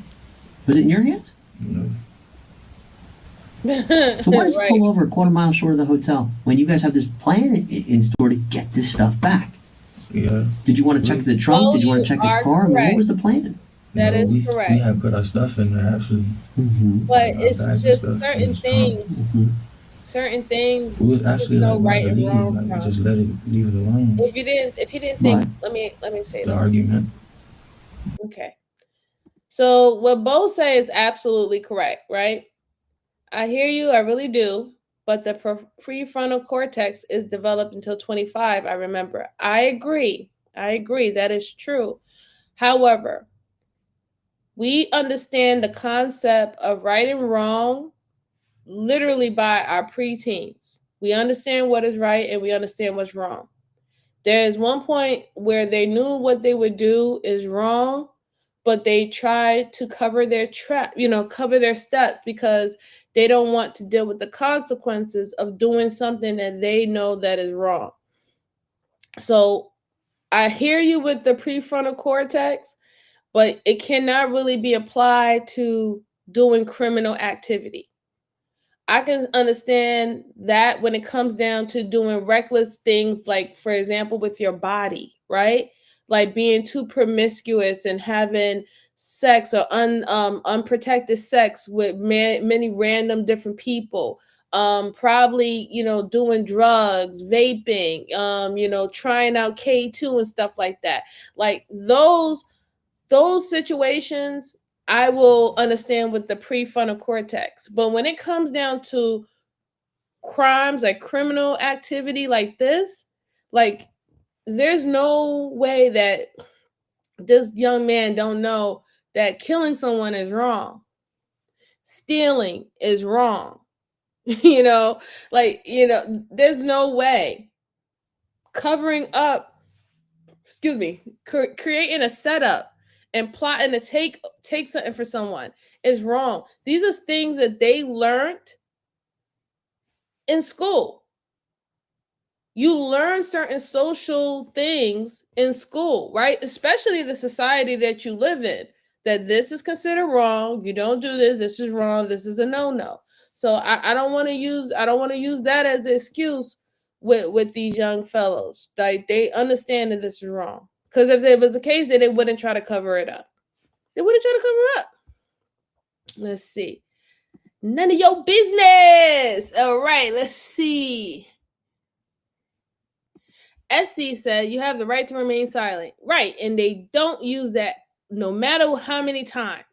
What's a quick story here? Yeah, they pew someone, and now they have to pay the piper. Oh, today's your day off, and then you gotta go. Oh boy, that sucks, Zero. That sucks. Let's go on. Let's finish this one out. The plan was to get him out of the car so you guys can get in the car and take it. That was the plan, wasn't it? Mm-mm. Yes. Willie said that.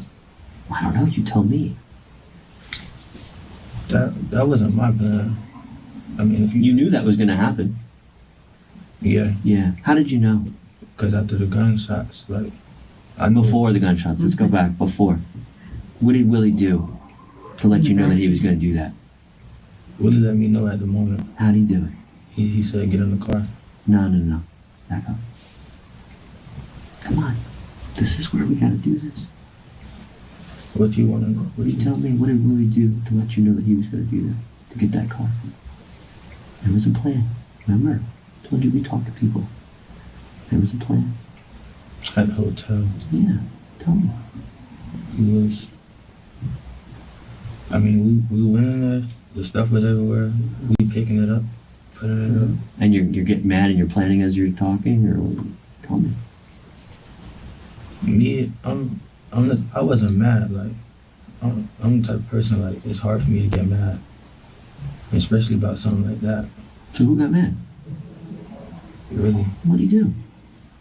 He was mad, like, hot, 38 hot. Yeah. Then what? So he's mad. So the plans being formulated, plans being figured out. Yeah. And you know the gun's in the room. Yes. And I want to make sure we're on the same page. That same gun that was in the room is the same gun that shot Lamar. You shaking your head yes? Yes. Okay. So this stuff about it being Lamar's gun is a lie. If somebody told us that. You said what? If somebody told us it's Lamar's gun, that's a lie. It's Willie's gun. Yeah. Okay. I need to understand. You said the plan was to kill him. I need to understand that. Because you can't just say that and leave it out there. I gotta understand that. So you're saying you're not mad. Maybe it's not you. So if it's not your idea to kill him, then I need to know what Willie was planning to do. You knew something. You don't just say that. You don't just say that, that's not something that just kind of like, maybe he was, I don't know. Yeah. This was discussed between you and him prior to. Yeah, that was a plan. Then tell me about it. What was your part in that plan? My part wasn't really much, but I just tried to help Willie. Okay, tell me. Fight. What was the plan? How was Willie going to, I don't know, get back respect? I mean, is that what the plan was? Was it to take back respect? Was to right or wrong? What was it? We told Lamar, like, if we can get it back, like, it won't be no. So you threatened him? Not you, Willie. Yeah. Tell me how. He was on the phone with him, but Lamar wasn't talking. Okay, so Like, Lamar was calling me in. you had to step it up or not? He was calling us saying that he on his way, sending us pictures. But you wanted him to come back so you can confront him. Because he's not answering on the phone. Yeah. Okay. I was texting him trying to, like, ask him, but he was like lost. Okay. Tell me what's said about killing Lamar. Probably. Hey JD, good to see you again. Hope you're having a good Sunday. Not Burger King.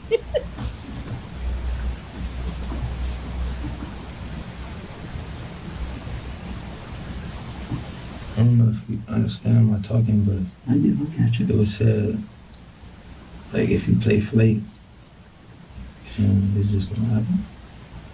That's what we said between the two of you? Or did he say that to Lamar? Oh, thank you, Candy. You're the That was said sweetest. to Lamar. Thank you so much. And that's on the phone or in the car? I was on the phone.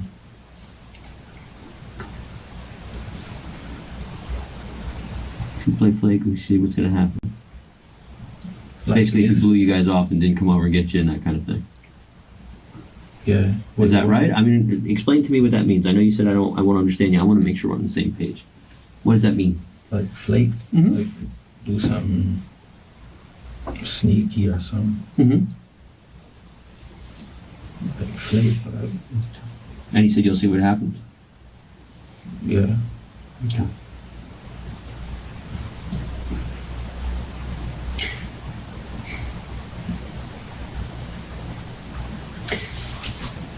So, when you guys got in that car, was Lamar leaving alive? You understand what I'm saying? Like the intention. When you guys got in that car, was he going to go home, or was he not going home? When he picked us up, I got that part. But what I'm saying is, this great big plan. Was he going home, or was he not going home? Was it dependent? He was. If he did what? If he didn't get out the car and try to fight Willie, he'll still be here. But wasn't that part of the plan for you guys to get him out of the car to fight? No. It was his plan, Lamar's plan to fight. Yeah, but the whole thing, you had to get him out of the car somehow so you can get in the car and take the car. He got out the car himself. Yeah, but am I right or wrong there? You had to pick a fight with him to get him out of the car to go fight, to fight, right? So you can get in the car. Yeah. The whole point was to get the car. Let's at least put that on the table. The whole point of this was to get the car, so you can hold on to the car until you can get the stuff back. Am I right? That wasn't my plan. No. But the plan that Willie had, or whoever between the two of you came up with this, the whole plan was to get that car. Yeah. Yes. And how are you going to get the car? How is he going to get the car? What was the plan on that? Yeah, Let's it talk is about sad. that. It is sad. It wasn't just shit luck that you wind up over there and he gets out of the car and you get in the car and you guys leave, right? He's 18. It was a plan. Okay. You talked about it in the hotel room? Where did you talk about it?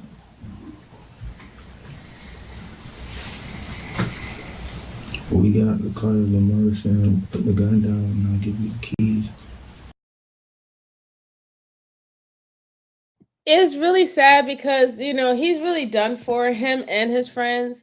They premeditated this. They premeditate to unalive this guy, take his vehicle. They even plotted after killing him and, dumped his vehicle in a lake. There's no getting around that. Like, no matter what, there's no form of self-defense at all. He never explained what the guy said or what the guy did that would make them even think a self-defense claim was plausible.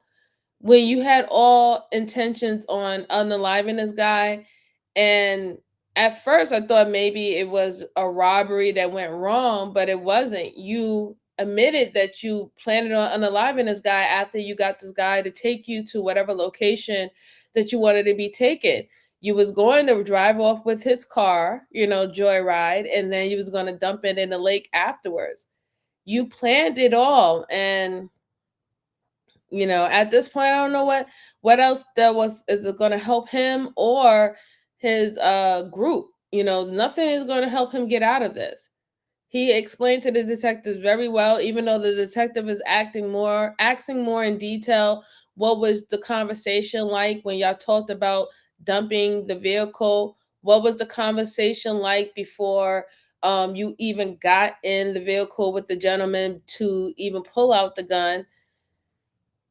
It's still all premeditated. Y'all had two separate conversations before and after the incident where the guy lost his life, when it all involved about taking this guy's life or committing some criminal act against this guy.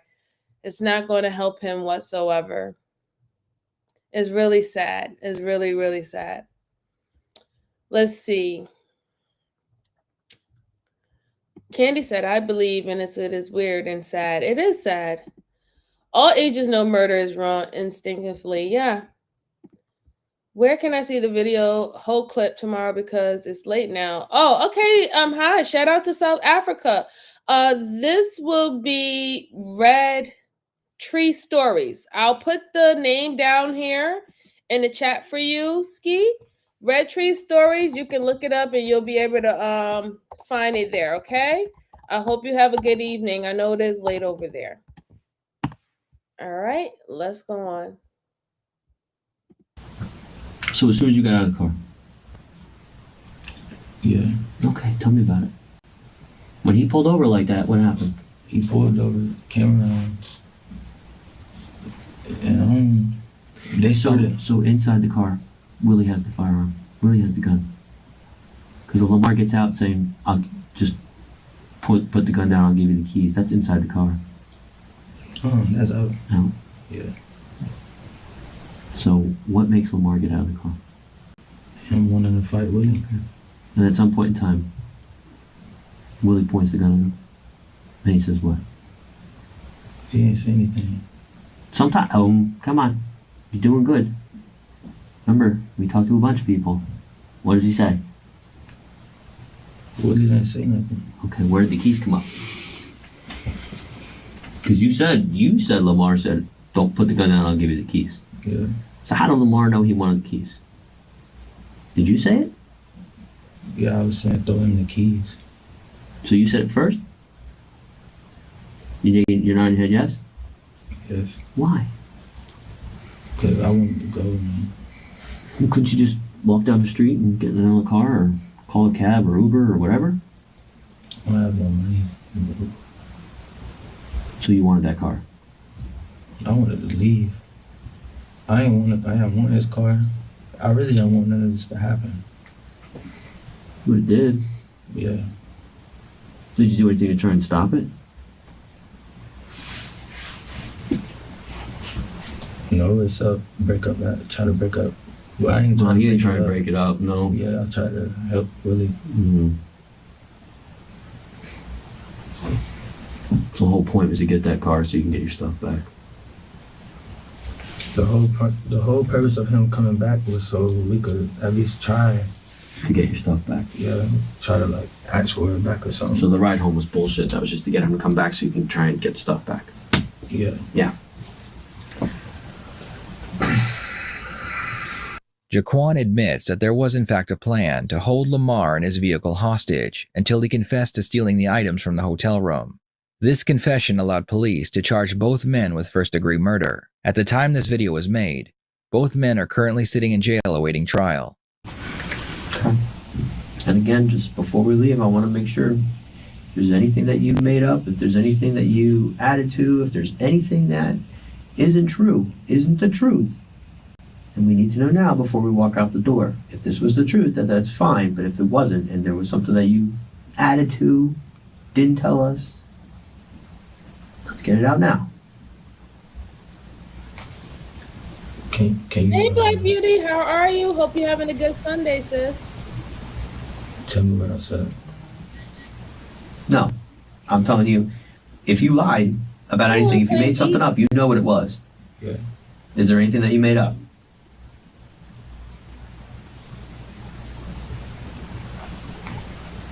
Because it's what you thought we wanted to hear. Not because to save your butt, but because what you thought we wanted to hear. Is there anything that you made up? Or is all what you told us the truth?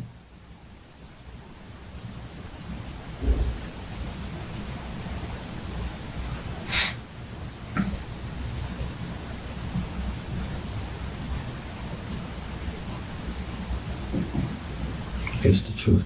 Okay. Do you have anything else? Okay. Time is now approximately 10:24 hours. That concludes this interview.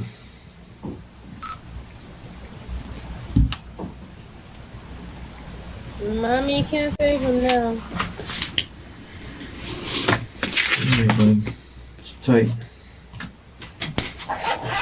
Is your hand okay? yeah. Your elbow hurts? That hurts true. How you hurt your hand? Yeah. You ended up on the pavement. Yeah.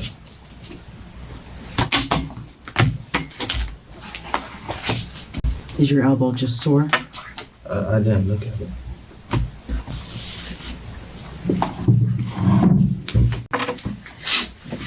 We got somebody we're gonna come and photograph those injuries, okay?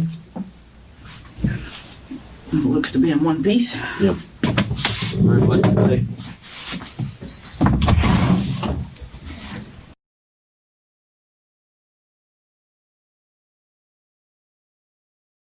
That was a sad situation because I just don't like young adults destroying their lives over stupidness, and they don't realize until they're really doing real hard time in prison how stupid it was that they threw their life over something insignificant on the outside. And because you don't really know until you actually have to deal with the consequences, right? And then sometimes even a couple of months of what they can possibly experience in jail is a rude awakening. And I just wish that we would get to the point where more young adults can not put themselves in that situation initially, right? It's one thing if certain things happen and it goes out of, out of the way, that's just, you have to deal with that when it comes.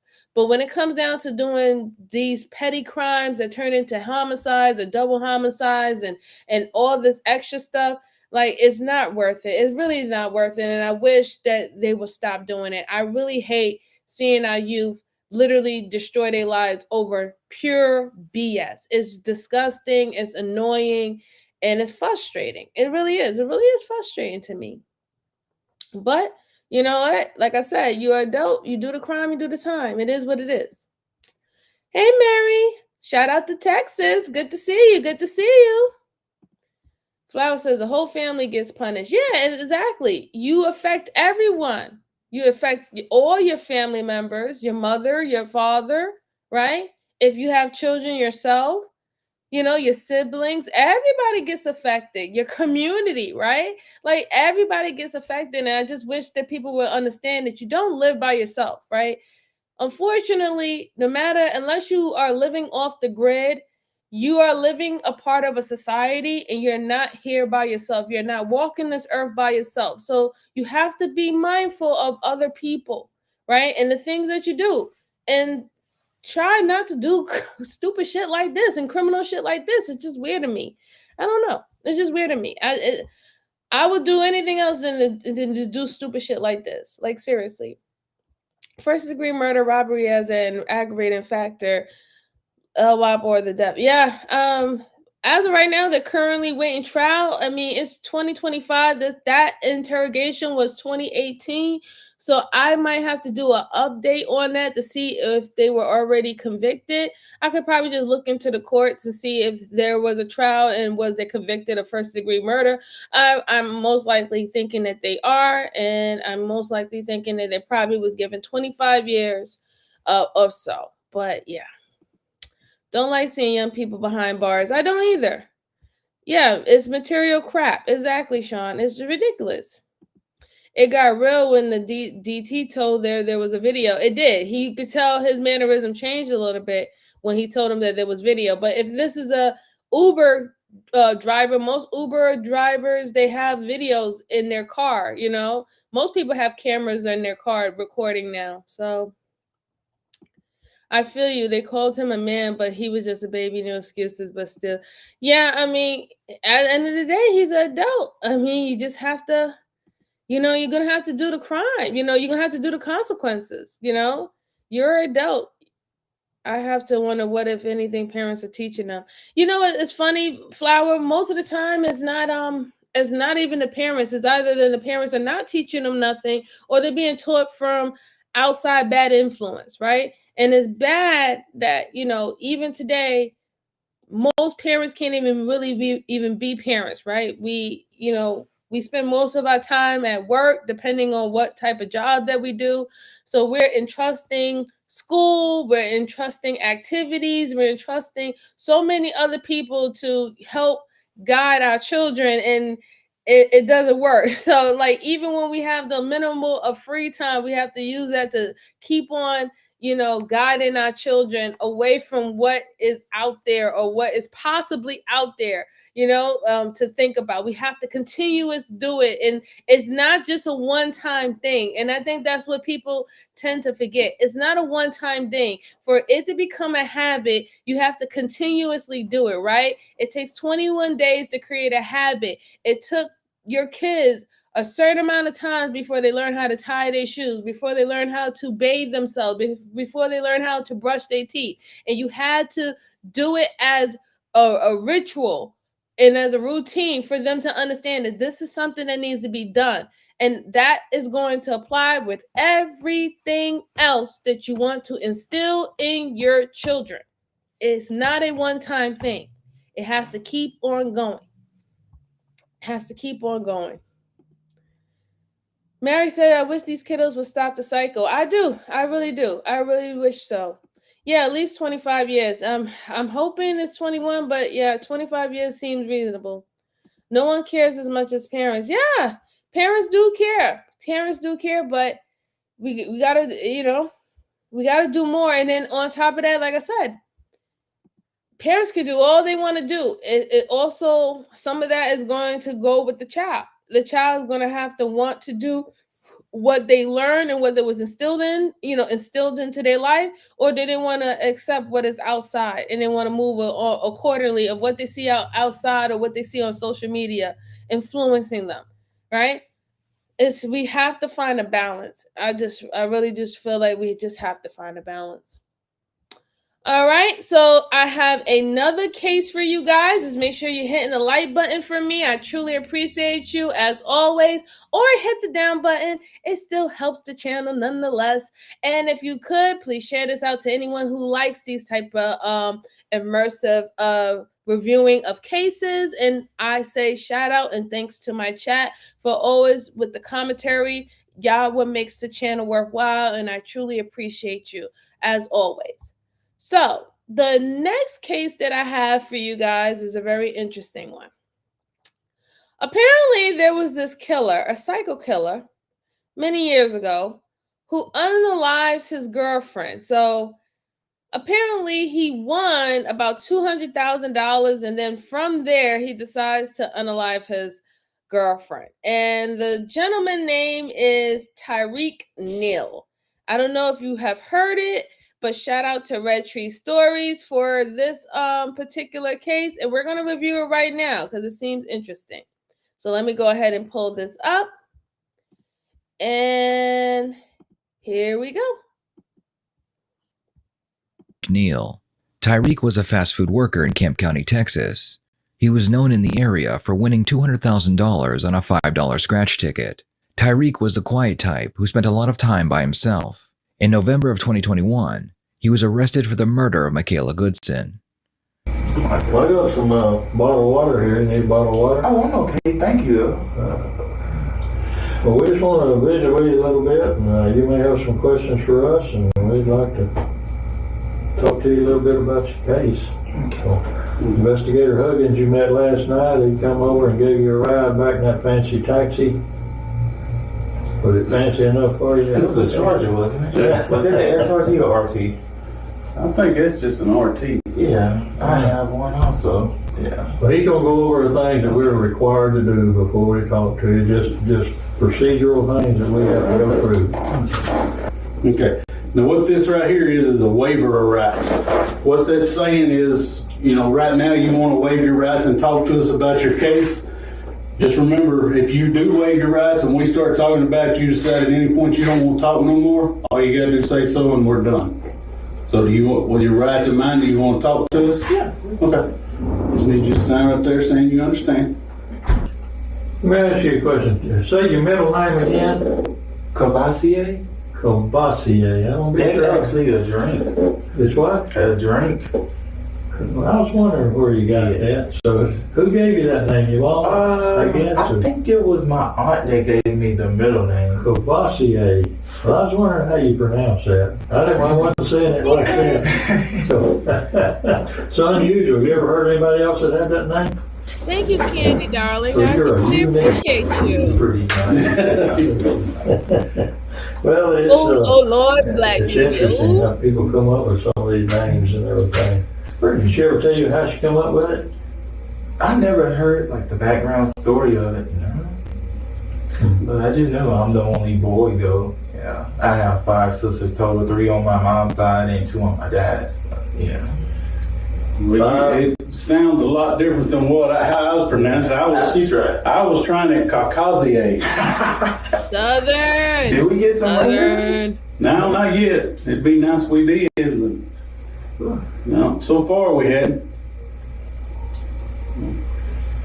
So where are you actually from? I'm actually from Dangerfield. Okay. Did you go to school in Dangerfield? Oh, yes, sir. That's why I graduated. Don't make me time your ass out. I moved to Jefferson almost 2 years ago because I have a girlfriend. We ended up making a baby, so we stand together. She also had 2 children. I look up to her stepchildren as well. And my baby is actually going to turn 10 months in a couple days. A lot of fun at that age, aren't you? You starting to walk? Starting to. I don't know. I'm listening to the accent. She started crawling way before I expected. Like her first time crawling was within a week. I had her on my chest. She crawled up, and I happened to be recording. And I would say about 2 or 3 months ago, I just put her on the ground. She threw it. I'm like, what? You got And any she's other kids? speaking. Just one. Just the one. Yeah. She's speaking, saying mama, dada, and oh, Well, I imagine at this point, you kind of got yourself in a jam, but you probably thinking about a lot of things, thinking about you, my baby there and all that, and you just want to do the right thing, don't you? Yeah, he is pretty trying. much clear my name. According to the affidavit, Tyreek owed Michaela $200, so he planned to meet and pay her at her home.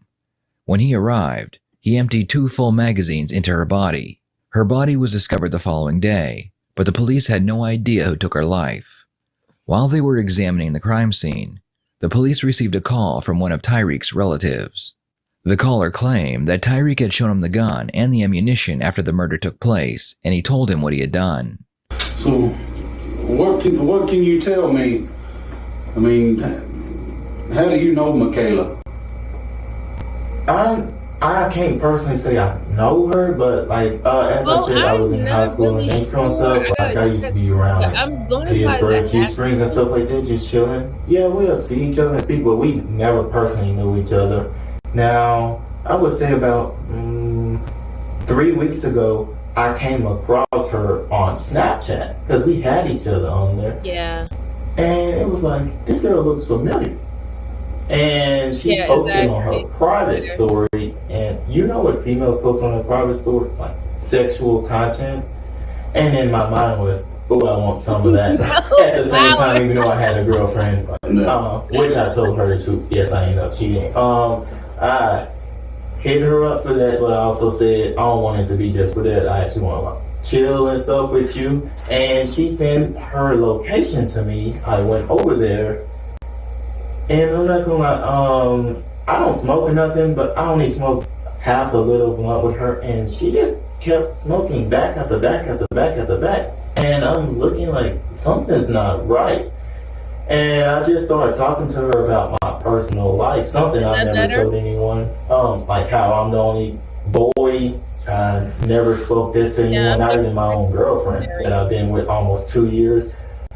I asked her, do she have any kids? She said no, and I don't plan on it. And I said, me, in my opinion, I think every woman on this planet should have at least one. Don't rush it though. In case you go away, you can have a little piece left over. Yeah. And she actually had it in mind. I saw it in her eyes. But she never said yes or no to it. And I said, like, do anyone ever come over here? Because, like, when she sent me the location, I'm using my Google Maps, it was kind of hard to find because that road was so skinny. She said, no. I said, you don't have no friends or nothing? No, I'm a loner. I said, no boyfriend, no nothing? No. And then she gave me a look like, okay, it's time to have sex and all that. So it was like, okay. I'm wondering why. What does this have anything to do with him unaliving her? Like, this is so weird.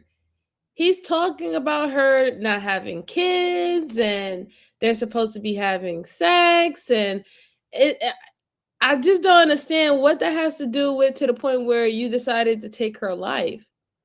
And now I'm trying to think, was that the whole setup? Like, did you lure her there, promised her some money, and then has sex with her, then unalive her? This is what I'm trying to figure out with him. Because going into so much detail about this girl, but then, I'm not seeing, the math is not mathing to me. Math is not mathing to me, but let's go on. Let's hear what else he has to say. Yeah, he's a weird kind of fellow. Very weird.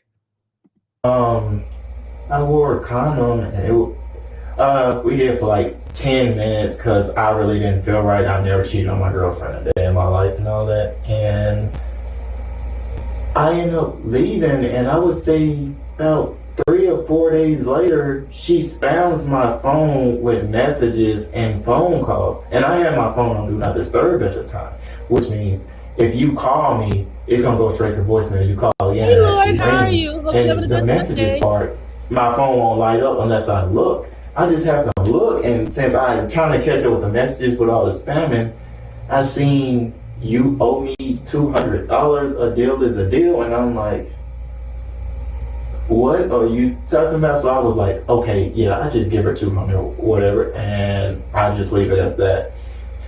At first I was saying no, and she said, she made a comment saying the condom that I have, she would give to the police and say I raped her if I didn't give her 200, and went on Snapchat calling me the N-word, saying I messed with the wrong. Okay. So now it's starting to come together. So it seemed like this was a IG bunny, right?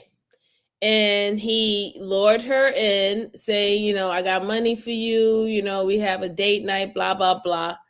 They were supposed to get it popping. He was supposed to give her $200. He didn't want to give her $200. And what he is now telling the detectives is that she was going to blackmail him, saying that if he didn't give her the money, that he was going to say that he's a predator. She was going to put things out on him as Snapchat or an IG. And it seems from there, it went left. He decided the best choice was just to smite her. That's what it's starting to seem to me. Y'all let me know in the chat, but that's what it seems like it's going down. It's going down that path. Candy says true. Hopefully the math starts mathing soon. Yeah.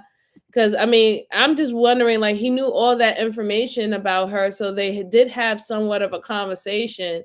And if she was just like some, like, I guess one night stand, usually that's a getting in and getting out type of situation. You're not really doing that much talking, right? I'm assuming that's how that goes. But I don't know. It seemed like, he wanted a little bit more because he knows a lot of details about her. He wanted a little bit more.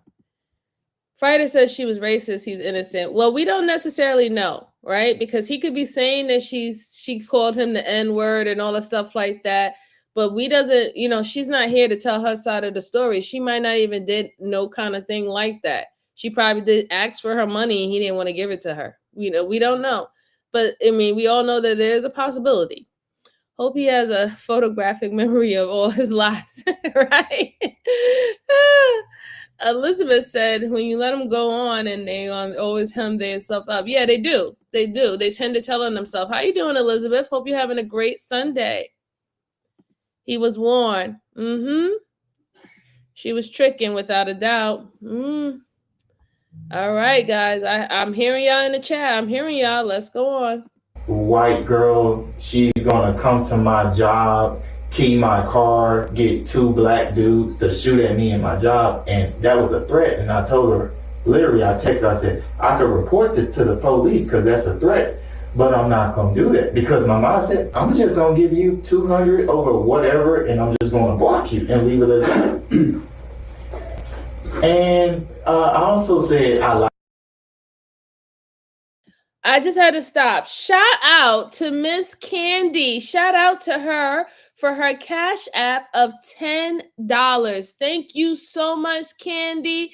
I appreciate you as always. I always appreciate any type of financial donations that you like to give to this channel. I truly appreciate you. Thank you so much. Thank you so much, sis. I wanted to make sure I shout that out. I just received your notification. Thank you so much. All right, let's go on. Lied to her and said I did a 2 weeks notice. That way she wouldn't show up at my job because I shouldn't feel uncomfortable being at my own job. So I lied to her. It was like, I'm out of town with my sister or whatever. Pretty much stalled because I was just going to come over, just give her $200 and pretty much leave. Friday morning, I texted her. I was like, where you at? She said, leaving Dangerfield. Which I can say now, she had a boyfriend, which obviously she lied about. And the boyfriend happens to be neighbors with my grandma, which I can't say personally no, but yeah, we spoke. So after work, I ended up going over there. I gave her $250 actually. Oh no, I gave her $250. That was more than enough. I ended up leaving, then I turned around and I said, no disrespect, but I'm gonna block you in front of me, because I'm looking at that like prostitution, honestly.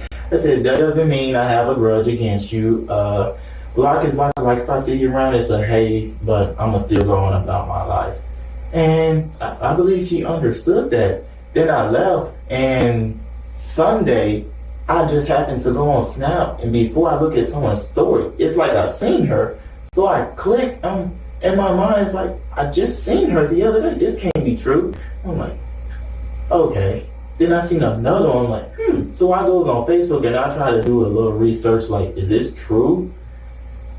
And then I seen shot multiple times. I'm like, oh my gosh. And then I'm like, maybe did they find a dude who did this, or a female? We don't know. So I go across her dad's Facebook, because when we were sitting there talking, I also said, hey, do you like having communication with mom, dad, anything? I also asked how long you live here. She said a month. Okay. All right. This guy is a little bonkers, because he's talking as if he was notified, or he found out about her passing by going on Snapchat. Sir, you don't even understand that the only reason why you're sitting here with the detectives is because your own family members ratted you out because you told them that you unalived this woman. That's why you're sitting here. But he's telling them the story as in, he stopped dealing with her. He thought that this was going to be like some transaction, or it felt like prostitution. So he no longer was going to deal with her. And then Sunday morning, he checks his Snapchats and found out that it was like RIP to this lady. It's kind of crazy that he's talking as if he doesn't know about her whereabouts, and at the fact that you were the last person that she was with. It's kind of crazy. I don't know. It's getting kind of crazy. It's getting kind of crazy. She is really sweet, and Elizabeth, and shout out to you. You're sweet for even thinking about doing that. I appreciate you. Yes, please like and subscribe. I truly appreciate it. It definitely helps the channel more than you know. It really does. It definitely does. Yes, and that helps as well. Thank you so much. Thank you so much. And yes, congratulations to us for the 55 subs and growing. We are doing it, my fellow people of the algorithm. Let's keep it going. I really appreciate all of you. I really do. I definitely really do. Yes, he told his family, and they called the police and said, listen, he did such and such and such to this woman. But he's talking to them as if he was worried and he was trying to find out about her and get in touch with her family and everything. I can kind of see why they're kind of calling him a psycho. I don't know. Just kind of getting there. I guess the cops are waiting to surprise him. Yeah, I'm hoping they drop that bomb on him. Like, really, like, sir, your family told us. They're the one who ratted you out. I wonder what his face is going to say. I really do. I wonder what his face is gonna say when he does that. Thank you so much, Mary. I appreciate you. Flower, thank you so much. I truly appreciate you, ma'am. Thank you. Let's go on. Y'all are the greatest. She said she texts her mom every other day to check up on each other. Her dad, I don't know what the grudge was, but she said, and I quote, "If he comes in here, I will be his bitchass up." I don't know what that was about, but I mean, that was their issues. But at the same time, he's still a father, and that is still his daughter, though. You know, they fight or whatever. Tyler explains that Michaela was afraid of her father in hopes that the police will focus on a possible new suspect. He then goes on to say that after he found out about the murder, he went to work as usual. While he was at work, word got around that he was the killer, so random people would show up at his job to yell at him. Eventually, his manager would give him a week off from work. A whole week later, I never received anything, and people would just call in my phone because my name just started getting out in the streets, and I pretty much stayed in the house the whole entire time. It's not running, it's like quarantine. I didn't go out to go eat, no nothing. My name was just getting out and getting out, and I'm thinking, no, these are just rumors. That's like someone saying, hey, he had the STD, just spread it. I said, people just talk. They just want something to talk about. But I wasn't really too worried about us. The police and investigators will do their job, and they're not going to stop it off till they find out exactly who it is. But I know it's not me, so I wasn't really too concerned. But at the same time, I said, that is someone's daughter. What if this happened to my daughter? So I'm not even mad at the little threats that Michael done, because honestly, I would threat. I wouldn't post it on Facebook, but I would actually threat, though. I totally understand. Because that actually could be a life sentence, and I don't even know how many times was she shot. I don't know. Do you know? No, I know. Was it a lot? No, that I can't release to you. Oh, okay. I mean, that's part of the investigation. Yes. Also,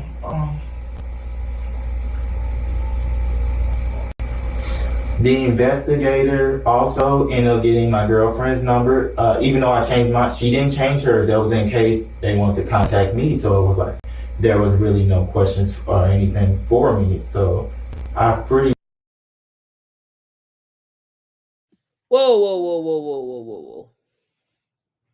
What you mean your girlfriend? What do you mean? Sir, you were out here tricking? You was out here tricking on an IG girl, a Snapchat baddie, and you was supposed to pay this woman money, and you decided that you didn't want to pay this woman this money,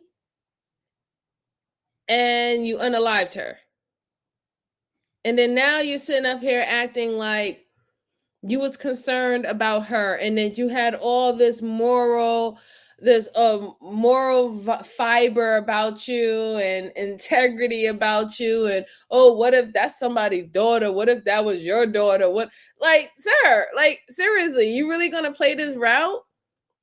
And it's funny, right? Because this is why I like looking at these type of interrogations, because remember what I told you, there is like, it's like the war of the minds that go on in interrogation. It's not only the detectives, using tactics. The actual suspect or the potential suspect is also using mental tactics too. His mental tactic is to make him seem like a very reasonable guy. Very reasonable guy. He has common sense. He also wants to show that he has conscience, a conscience. So he's playing it out as someone that is responsible, accountable, concerned, and he is expecting that this is what the detectives want to hear, without him realizing that the detectives already know that he did commit this crime against this woman, and it's been confirmed by his own family that he did it. In a way, that does put him on the borderline of being psychotic. But you remember what I told you about people who are psychotic. The way how they feel about funerals is the same way how they feel about weddings. Their emotions are the same way. And even with him, you could tell that his emotions is the same way. It's very mundane. When he knew about this girl losing his life, he went straight to work like it was a regular day. When it was apparently rumors being spread online that he was the perp for unaliving this girl, he stayed in the house, but he still went on and did his regular thing.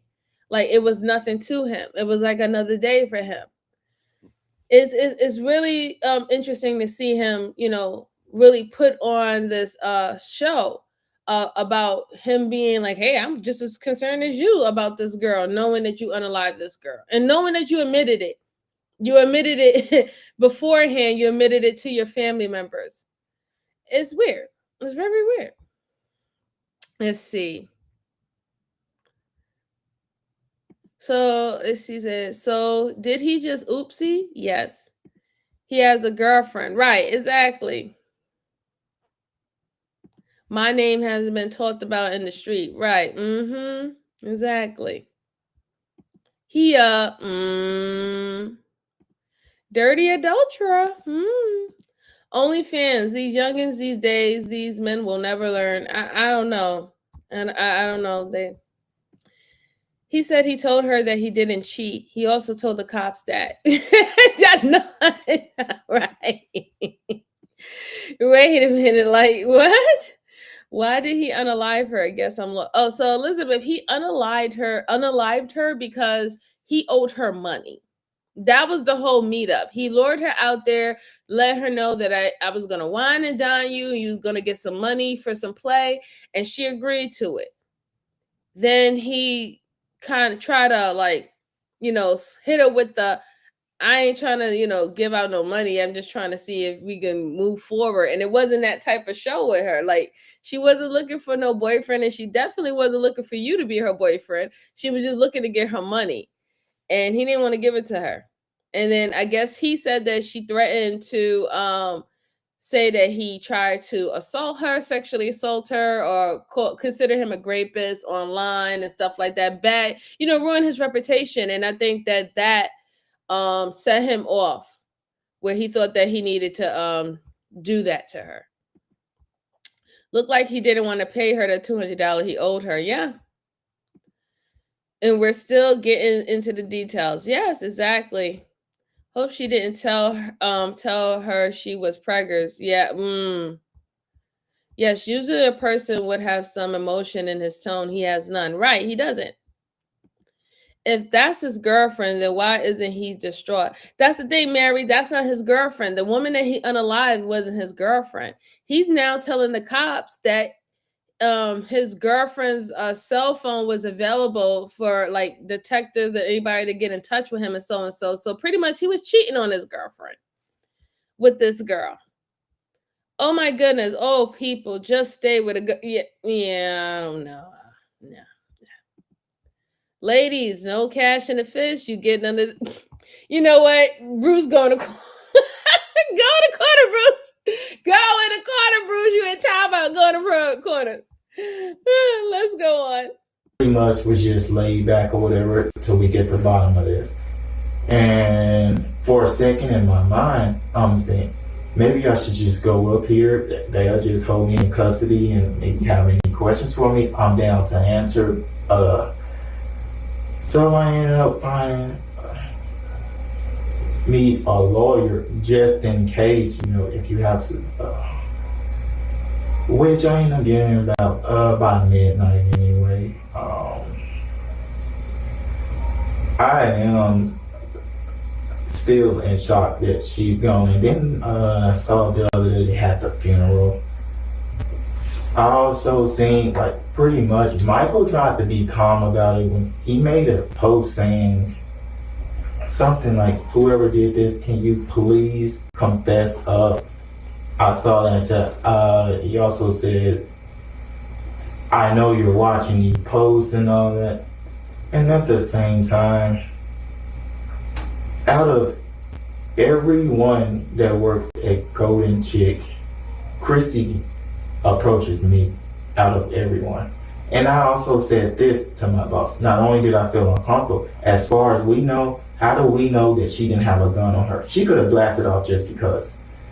How do I know after we made her leave, she didn't go run and tell Michael? Because Michael also made a post saying when he find out who it is, he's going to kill him. We don't know if she was going to go get him and come back with that drama. I don't know that. I guess she was trying to pay attention to what kind of car I had or whatever, because I have a Dodge Charger. I'm not being funny, but the best looking car out there at Golden Chick. So yes, it's going to be mine as well, which I plan on taking to the shop anyway because the lady ended up wrecking me. No injuries. So this is like, it's insane to me. Like Sean said, he hit a scratch off for $250,000. $200 would have been a drop in the bucket. Right, exactly. Like $200, like you hit for $200K and you can't give this person $200. Supposedly this person that you know all this information about, and supposedly you're trying to make her your girl and you get in contact with her family members and stuff like that. Like, I just don't understand it. Like, he has to be psychotic. Like, I don't understand. Hang's head slowly goes to the corner with Brucey. Who is Michael? You talking too much, too many names. Yeah, he just he's just blurring out more different names and stuff like that. It's a tactic, right? It's to kind of confuse the detectives, have them focusing on, well, trying to find out who this person he's talking about and who that person is talking about, instead of him actually talking about what he did or what he could have done the last time he was with the lady, the victim. That's a tactic that some of them use. Yeah. This cat is a gold mine. He only fans from jail is going to make it a killing. Yes, he does talk a lot. He does, Flower. He really does. Apparently, he doesn't understand you have the right. Nope, he don't. He doesn't know that. He doesn't understand that. Nope, absolutely not. He gonna talk his way out of this. He's gonna. And it's true. Now you would think, Flower, right? You would think. Let's go on. For me or her, but that needs to go get fixed. When did the wreck happen? Almost 2 months ago, at a yield, dropping my stepdaughter off at school. Oh, it's a yield that goes like this, and it's a stop sign out right here. They do much damage then to your car? It did to mine and not hers. I'm like, wow. You get it fixed? Not working on it. They said it would take about 2 to 3 days for it, but I never attended to, because like I take my stepchildren to school every single day. Then again, I also work, so like it's kind of hard. Tell me about this lottery. That's interesting. Oh, I don't know if I ever met anybody won a lottery. $200,000. It was a $5 lottery ticket. Yeah. So how they pay that out? All at once, or were I had to go all the way to Austin. They taxed me $49,000. Yeah, there's a lot. The government gonna get their share. So how do they pay you? By the week or month or year? No, I ended up getting the whole thing. Yeah, they wrote it down in a check. I ended up making me a whole bank account. And where you got it in the bank? Bank of America. Tyreek continues rambling on about work and other things in his life. The detectives decide they've heard enough, and now it's time to talk with him about why he was arrested and charged with murder.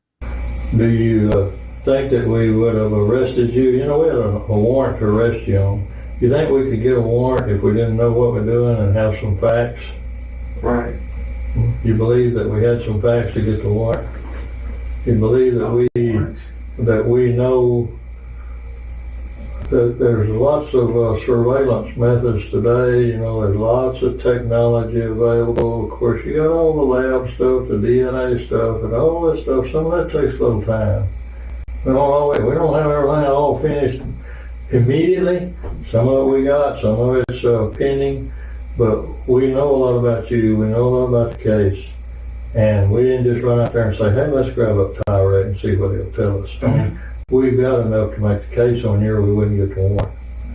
So the investigation has been done, and you're being deceptive with us on part of that. You know, You're not telling us everything. Well, You know, the deal is, man, if we didn't have enough, we wouldn't be here.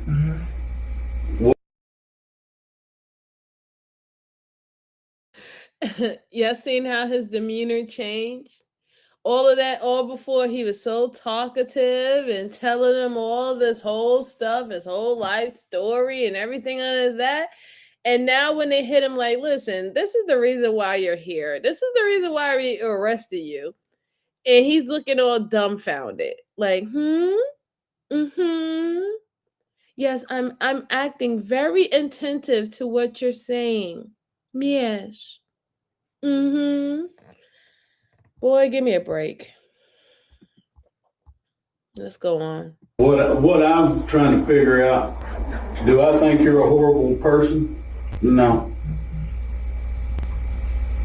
But with what was done, I mean, most people would look at it as horrible. Things happen. I mean, people get in fights, people get shot over that. All we want is the truth, what really happened. And like I said, like he told you, if we didn't have the evidence, we wouldn't be sitting here with you right now. Because believe me, getting a murder warrant is not an easy job. I mean, all I'm asking you to do is tell me the truth, the honest truth. Okay, everything I told you was the truth, and me giving her money was the truth. there was no money found on her there. There didn't put any money left there. I don't know. I left for a second, like I said. And Tell us about the gun that you had. We know you had a gun. We already know that. I have one gun reported stolen, and I also had another. It was a Sky, you know that? It was never for harm's way. It was, like I said, I feel like someone was always coming after me. I came back. I knocked on the door and she said come in, and she was sitting on the couch smoking a blunt. And I said, hey, we need to talk. And I said, I don't really appreciate all the spamming and stuff, and then you saying I raped you, and not only that, in the message, she made voice messages calling me gay and a faggot and all that, and I said, I don't appreciate that neither. Plus, that just tells me, even if I was gay, you would have slept with me because you did. And she stood up and got in my face and said she can talk to me any type of way she wants to. This is her house. And I put my hands up, and then I was backing up as if I was going to leave. And excuse my language, but she said, a white bitch like me would actually kill you, and did this with her fist. And then I said, that's another threat. And she said, you can take that how the you want to take that. And also, when we were sitting there talking, when I told you I smoked like half a piece of blunt, I told her, I am a little crazy in mind, because like, you can tell I'm not a bad person at all. Okay, so sir, we can definitely tell that you are batshit crazy, and I'm gonna just keep it 100. From your mannerisms and the way how you conduct yourselves, I don't think you betting for the other team was even a problem from this young lady. So I don't really necessarily think that she kind of used that against you, and I don't see that. But the fact is that you came in her house, you came over to her house, you were supposed to give her money, you didn't give her money. You're saying that she tried to blackmail you. She was calling you racial slurs. She said that she was going to post on Snapchat and say that you raped her and all this other stuff. And still, you came to her house with a gun, which I'm quite concerned. You know, I mean, even though I understand this is Texas and a lot of people have guns, and I understand somewhat the gun laws out there in Texas, still, you came into our house with the gun. You like, what was the whole point of you having the gun? And if you knew that it was going to be something like you was having arguments or, you know, discussions about the money or the money that you won and what she wanted from you, you already knew that there was going to be tension. Why would you come with the gun to her house? Right? And even when she even got in your face, I still haven't heard anything yet that forced you to take out the gun and shoot her. I haven't heard it yet. But I mean, like, yeah, you batshit crazy. That's for real. Like, you absolutely right about that one. You batshit crazy. Mm-hmm. Absolutely. Yes. Yes. Yes. Let's see. It's really hard for me to believe this man. Yeah. Yes. Yeah. Yeah. Like, listen, I don't know who he think he's fooling. Yeah, I don't know. I really don't know. It seems like somewhat revenge a little bit. I think maybe he was scared that she might, you know, air him out or something. You know, he might be in the closet, but you're not really in the closet. But, you know, for her to say that you would, you know, maybe that could have been it. Yeah, you could have said it, Sean. It's okay. It's okay. Yeah, that's exactly what he is. It's really hard to tell if females actually like each other. You know, I sometimes I agree, but really I didn't want to say it. Nobody wanted to say it. I would have loved being your friend because yeah. Oh man, why these fools don't think they'll never get caught? You know, I think there's enough movies out here that tells them that they can get away with this stuff, and they actually do believe that what happens in the movie happens in real life, and that is not the case. It really isn't. Let's go on. My mindset is this: how I'm real nice to everyone. I don't bother no one or nothing. If you like switch up on me like that, my mindset, hey, you don't deserve it. That's just mindset wise. And I said, and I quote, "Do you remember when we was talking and I told you that I was crazy in mine?" She said, "Yes, what the is that supposed to mean?" And everywhere I go, I have my gun on me because I always feel unprotected. I just cocked it to scare her. And I said, one of us have to go.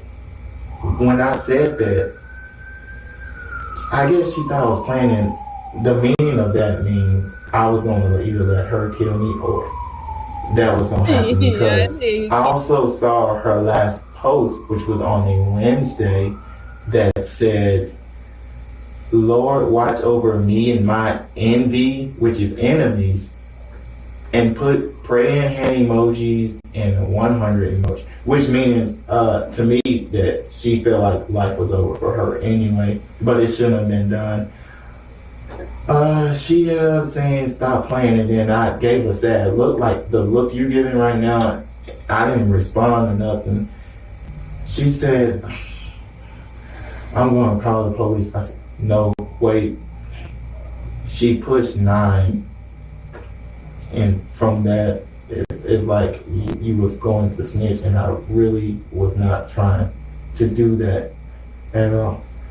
I was not trying. There was not really the intention at all, because if anything, if you saying I wanted her dead, how come I didn't do it the day we actually had sex? You know. Tyreek admits to being the one that shot and killed Michaela. He explains that he engaged in an argument with Michaela, and during that argument, Tyreek pulled his gun.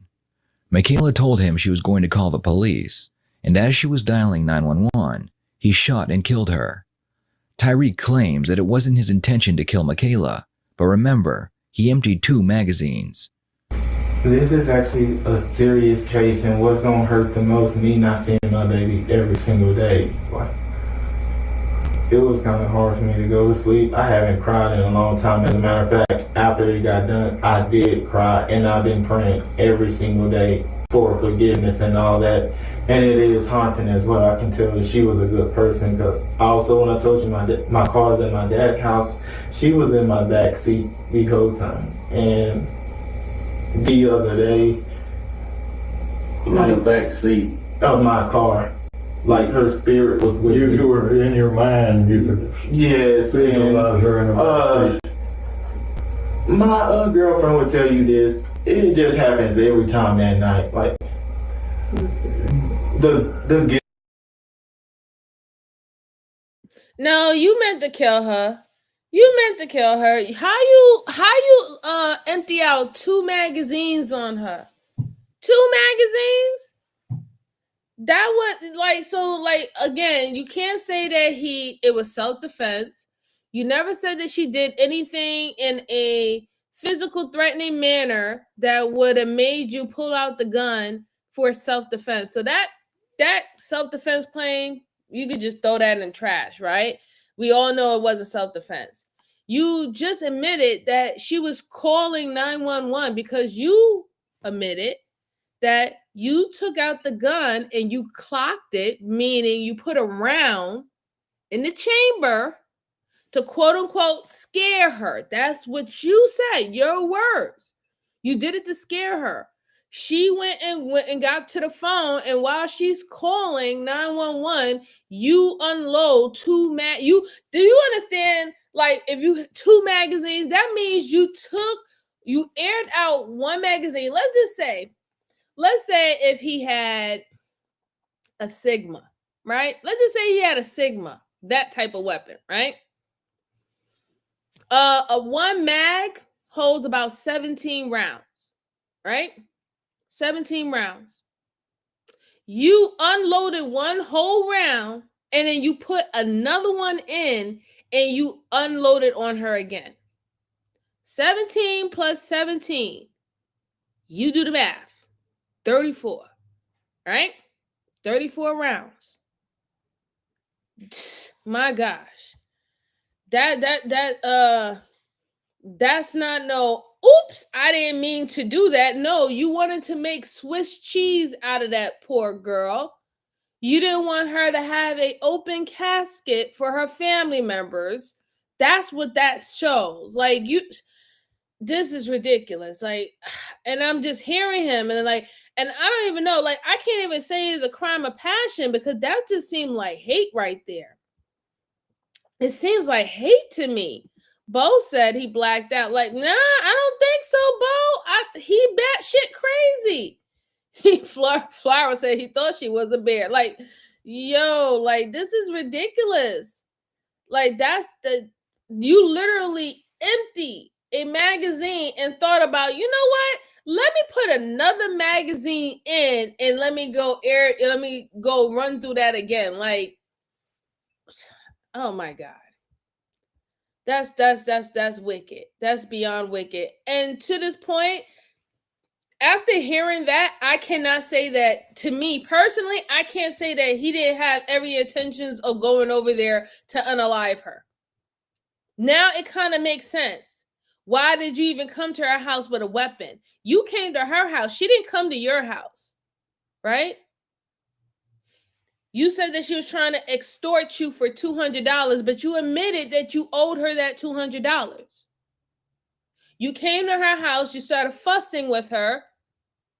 You pulled out the gun. You put a round in the chamber. She got scared. Called 911, told you to stop. And you sitting up here, oh, you know, she knows I get a little crazy. She knows I'm a little crazy. Like, it's like that's supposed to save you. Oh, she knows you get a little crazy. She didn't know that you was a killer, though. She didn't know that you would kill her over no $200 measly ass dollars after you winning a $250 scratch off and getting paid in full $200,000 because the taxes was $49,000. To me, you intended to go over there to unalive this girl. You didn't want to give her $200. You believed that she now only wanted you for her money, but yet you was smashing her. You smashed her before you even got the money. So how did she want you only for your money when you was able to smash before you even got the scratch off? So annoying. So annoying. This boy is crazy. Guilt. I'm just sitting there and then I'm just freezing. I'm just laying down on the bed looking at the ceiling, not blinking. It's creeping her out. So once she dialed the 9, what happened from there? I took one fire shot. That, I believe, was in the stomach because I did see her crouch and said, ow, and all that. And like I said, all the anger that I always hold, because I don't really get into it with anyone. People does intend to make me mad. Like it's in mine is, you don't deserve to live, but I never attempted to actually shoot anyone, nor hurt anyone. I would always walk away from the situation. And it just kept going and going and going. And her last words to me was, I'm sorry. And my last words was, I'm sorry too.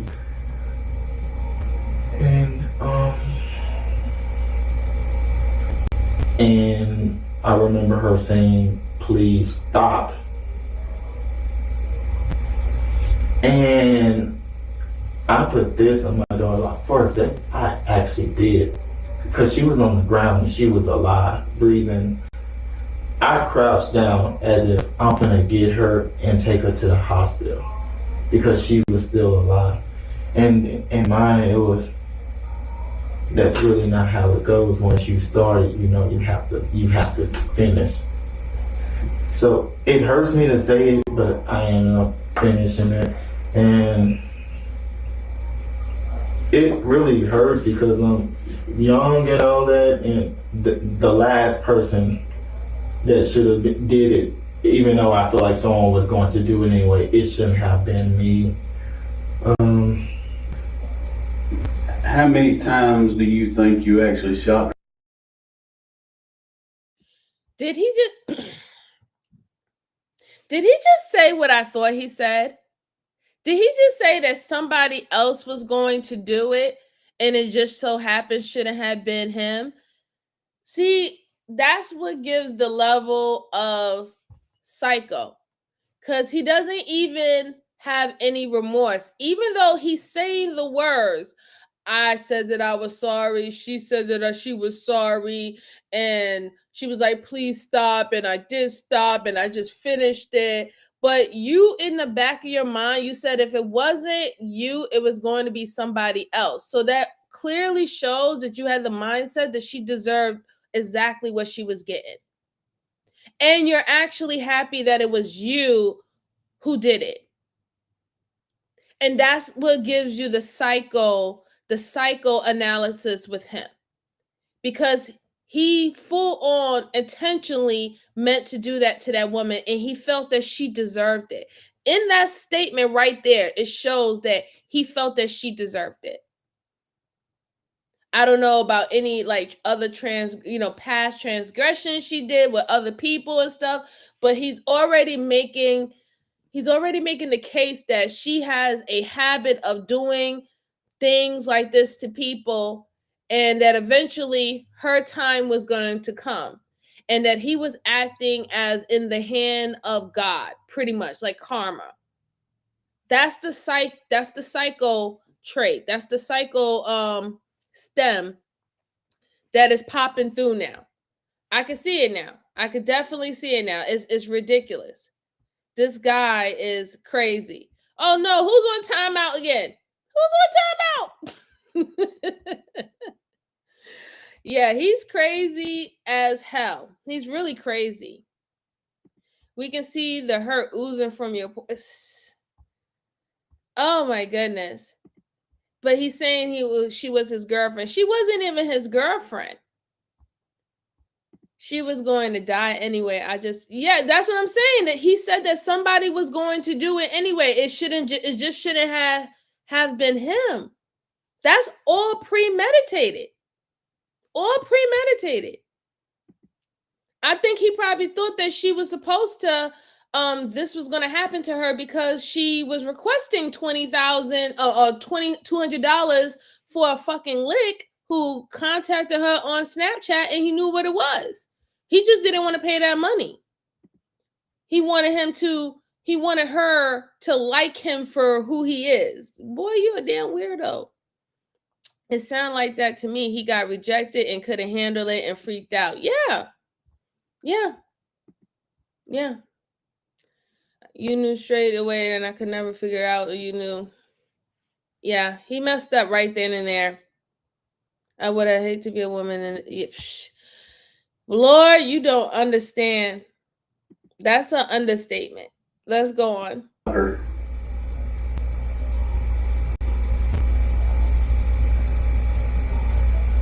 17. Okay. How many rounds total did you have? I mean, you had 2 clips. Do you know how many actual rounds of ammo you had with you that day? I'm not. How did I know? It was a SIG? How did I know it had to be a SIG or a M4? That 17 rounds. Didn't I tell you? One magazine, 17 rounds. And what did he say? 17 rounds. How did I know? Ask me how I know. I just knew. I just had a feeling. He emptied out 2 freaking mags on her. Oh my goodness gracious. Wow. That is crazy. How did I know that? Let's go on. Let me see. It holds 10 inside the clip, and then as you would know, you can do 1 in the head. That equals 11, and if you do that for both, that equals 22. But I don't recall doing 22.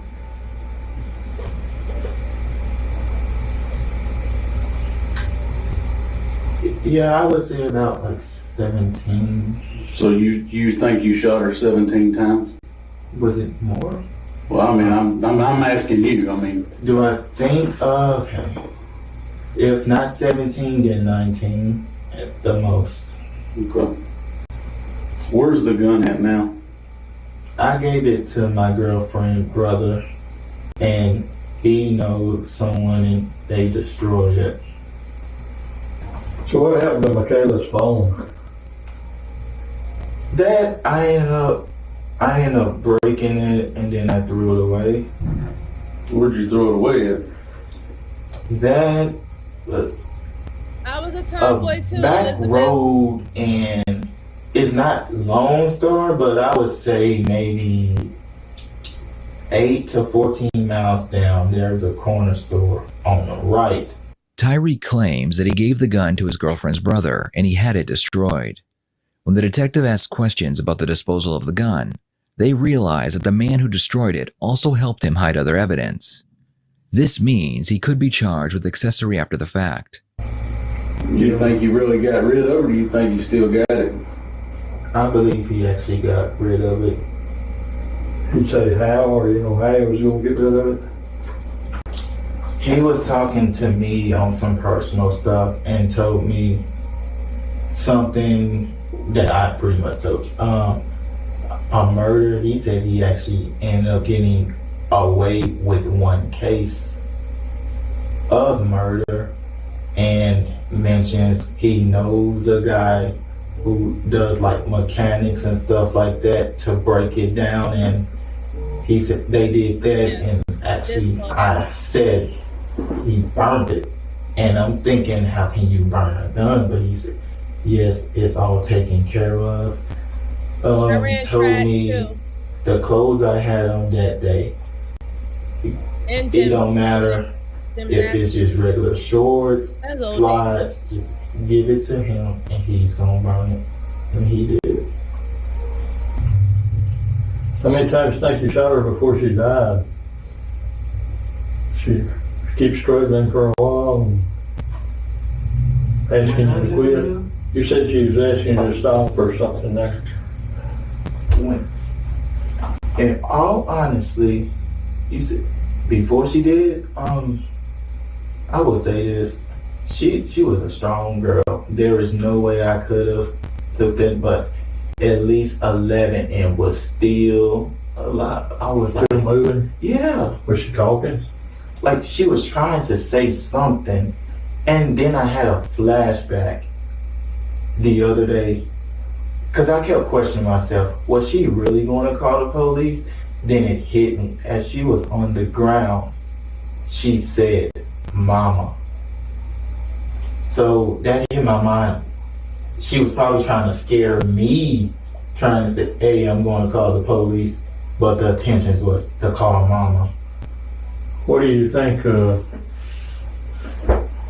what finally killed her? I think bleeding out.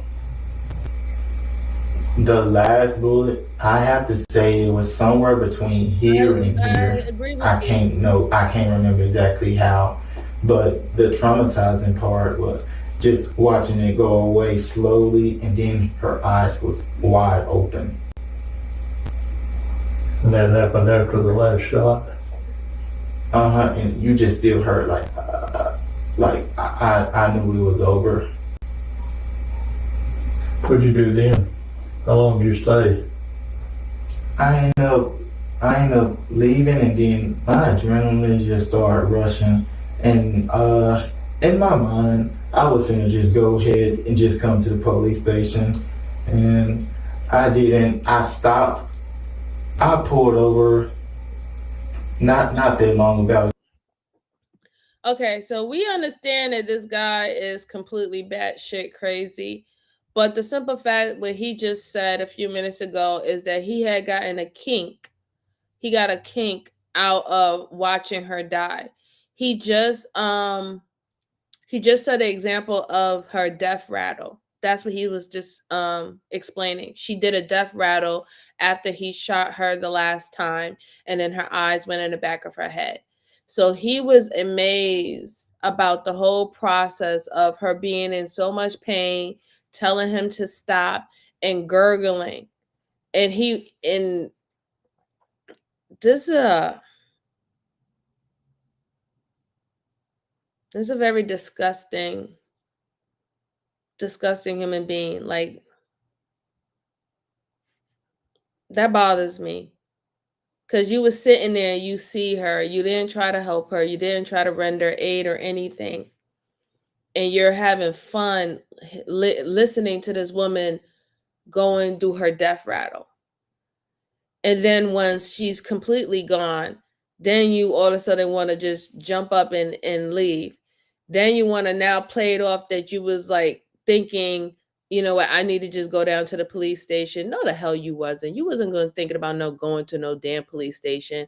Because if you was thinking about going to the police station, you wouldn't have gotten someone else involved as an accomplice to get rid of the gun and destroy the gun, like you just told the detective. What was the point of going down to the police station? Because you know that they was going to ask for the weapon as well, right? If you was to went down there and turn yourself in, but you didn't have any intentions of turning yourself in. And he really thinks that this whole crazy situation, because this is what he's led with this whole interrogation with, is that he's crazy, he's batshit crazy. Yes, we understand you are batshit crazy, but you also know what you also showed, that you have a conscience. As in, you know right from wrong. Not as a conscience as in you do the right thing. I'm not talking morally you have a conscience. You understand what is right and you understand what is wrong. And that's what you have shown this whole entire time. So this crazy claim that you're going to try to put up there, like you need to be in a psych ward, is not going to fly. And it doesn't mean that it's going to lower your time either, right? And if I was them, I personally wouldn't put you in a psych ward. I would put you in Gen Pop and let that nice little bussy belong to all the men in Gen Pop, because that's where you belong. You know exactly what you was doing. You know why you wanted to take that woman out. You enjoy taking her out. You enjoy watching her die. You've shown that. And you didn't care. You even thought that she deserved it. You have no remorse for what you have done. None at all. I don't care how many times you try to say the words out your mouth, you don't have no remorse for what you did to this lady. None whatsoever. You're not showing any of that, any signs of that. No, you don't go to the psych ward. Because, see, people don't understand. People who go to psych wards is when they don't even understand what they're doing, right? They don't even understand that they're unaliving someone. They don't even understand that they're stabbing someone. They don't even know. That's ones who go to psych wards. Or they're hallucinating that someone is out to kill them or someone is out to get them, and then they act rationally. Those are the ones who go to psych wards, right? You shown that you know who the person was. You knew what you was angry about with her, right? You knew what you was mad about with her. You knew that you pulled the gun out. You knew that you shot her. You knew that you emptied out 2 magazines on her. You knew that she was dying. You did not render aid. You went and got help to get rid of the evidence or to get rid of the gun. You was in conscious state and conscious mind throughout the whole entire thing. It's just that you was on the quote unquote bad side, the quote unquote psycho killer, serial killer kind of side. That's what range you was on. But you are not this person who was having a glimpse or having an hallucination that you didn't know what was happening, what was going on, and then you ended up shooting this person. That is not your case. So, you know, that whole I'm going to go to the psych ward, it's not going to cut it. You're not going. You're not going, bro. Sorry. It's not happening. You deserve to be in Gen Pop like the rest of everybody else. Let's go on. A good 30 seconds, and I said, I need my baby, and that's what I did. I went home. No vacation, no nothing. I had my baby since. Now, right now, you got any questions? Now, you know, some things we just can't talk about, but you got anything maybe that you want to ask us? When exactly will I see a judge? Probably in the morning. He may come see you, or he may do it by a video deal that they do some of it now, but you'll see him within the next day or so. Yep. Also, if you could, whatever happens, which I'm still gonna be heard about to this moment, could you reach out to her family and let her know I am truly sorry, and hopefully one day they could forgive me, and the dad actually can tattoo the date that she passed away in Roman numerals right there across my neck. That'd probably be something you'd need to, you know, later on down the road. I don't think we need to. Because I know you talking to me. I don't know if you. The question, and I think this is what you're saying. You know what remorse is? It's like you regret what happened. You feel sorry about it. Yes. You know, if we were asked, did he show any remorse? In other words, did he regret, feel sorry about what happened? Did he wish it hadn't happened? Are you telling us yes, you did? I regret it. I think about this every single day. I'm sorry, what would have Candy, been my done bad. differently? It would have been the threats that she did. I could have called the police, even though I literally texted and said, but I'm not going to do that. I could have did that, but I don't, not you guys, but most polices, they act kind of racist. Yeah, it's like they just let white That's people get away with anything, and since I'm black, it's like, forget it. Like the other day I'm watching the news, a white dude killed 3 people. They showed the judge that he got away with it. On video of AR. That was crazy. We have a job to do. When something happens, when You have to do your job. crime happens, our obligation is to investigate it. We're going to investigate it fairly to the victims, and we're going to be fair and talk to you. You know, we told you everything up front Oh yeah, that absolutely. we went through there to start off with. We told you didn't have to talk to us and all that, and I'm glad you cleared your conscience of it, and that way if the family or the district attorney that'll be prosecuting the case ask us, did you show any remorse? Were you sorry that it happened? You're telling us that you are sorry it happened. And that's something, you know, we can pass on. In the end, Tyreek was found guilty of going over to Michaela's home, then shooting her 19 times. For his murder conviction, He received life in prison without the possibility of parole. The judge explained that a man with a temper like Tariq's should never be allowed in society again.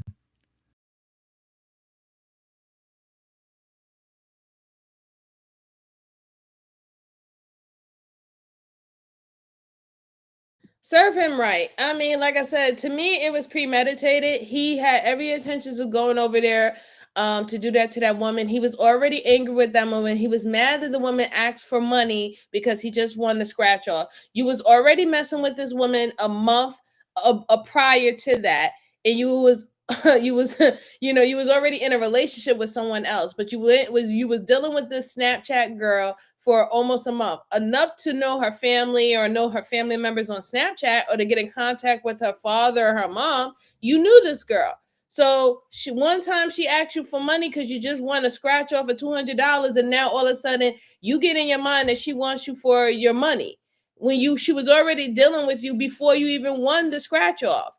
So you came over there with an attitude. You didn't want to give her the money, but you came over there and you told her that you was going to give her the money, which made her vulnerable enough to let you in the house to have the argument. Then you had the gun.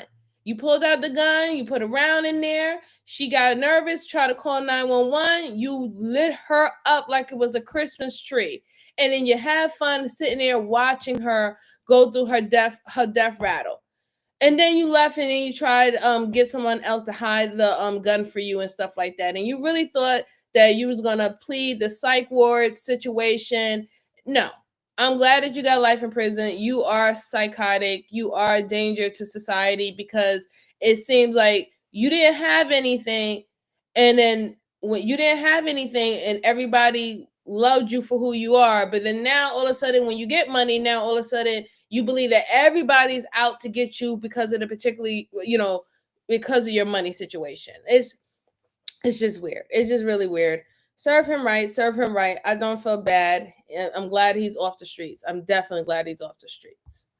All right, guys. So I have another one for you, and thank you so much. I appreciate all the talking in the chat. Y'all make this channel great. I really, truly appreciate you and love you guys. I really do.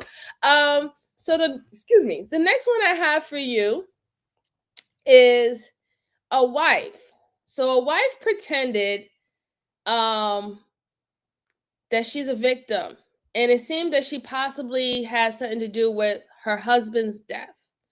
So we're going to take a look into it. So just make sure if you're just stopping in and just say hi. I know it's Sunday. I know people got to prepare for Monday morning, the ones who have to go to work and it's late night, but I do appreciate all of you who are still with me, rocking out with me. I really appreciate it. I really do. So let me just pull this up for you guys and we can get started, okay? Okay, and here we go. Out of nowhere, a man has run up from behind the couple and fired 7 or 8 shots, striking Jamie 7 times. 3 bullets would strike Jamie in the head, 3 in the torso, and 1 in the groin. Jamie falls to the ground, dead or dying. The family dog bolts away from the scene. The assailant then attempts to grab Jennifer, slapping a strip of duct tape around one of her wrists, and then paws at her wedding ring in an attempt to steal it. Unsuccessful, the man, wearing a dark blue hoodie and a blue surgical mask, common during the pandemic, turns to flee the area. A neighbor, Emery Wilson, who lives 5 doors down from the Faith family, hears the shots and immediately runs out to help.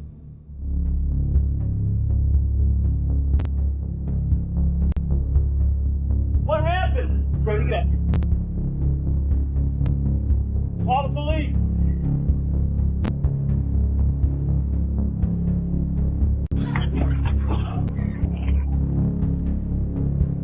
He runs down the sidewalk and stops when he sees the shooter standing before him, the gun in his right hand.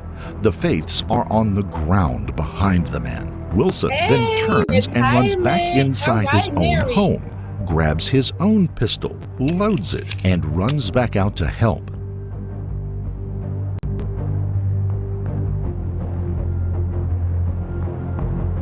By the time Wilson returns to the scene, the assailant has gotten into an older black Nissan Titan and fled the scene. Wilson runs to the Faiths and tries to calm down the hysterical Jennifer.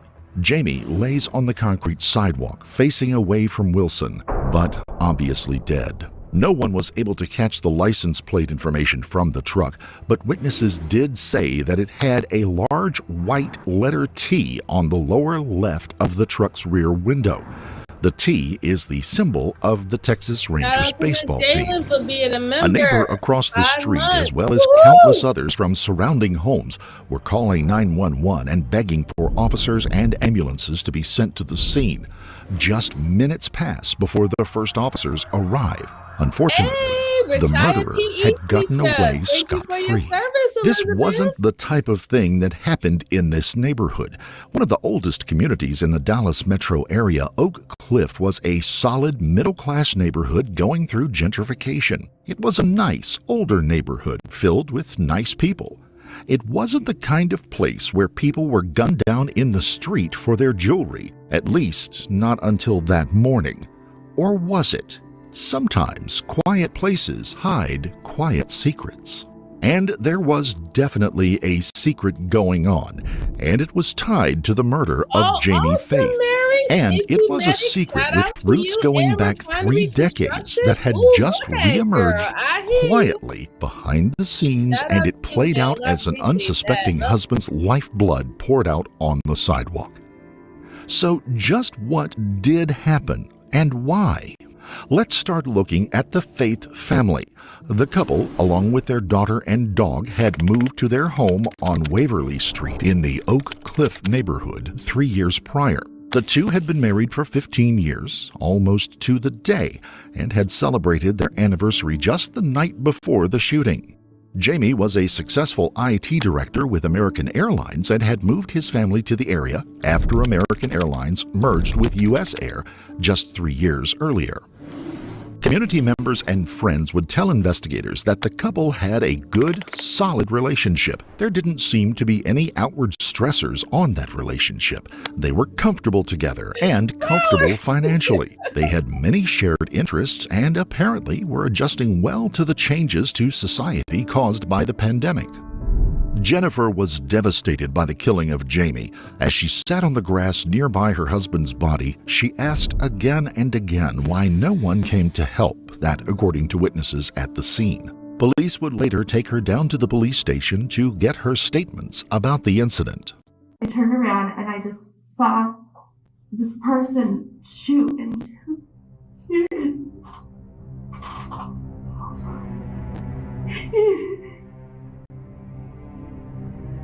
I couldn't believe, I didn't know why.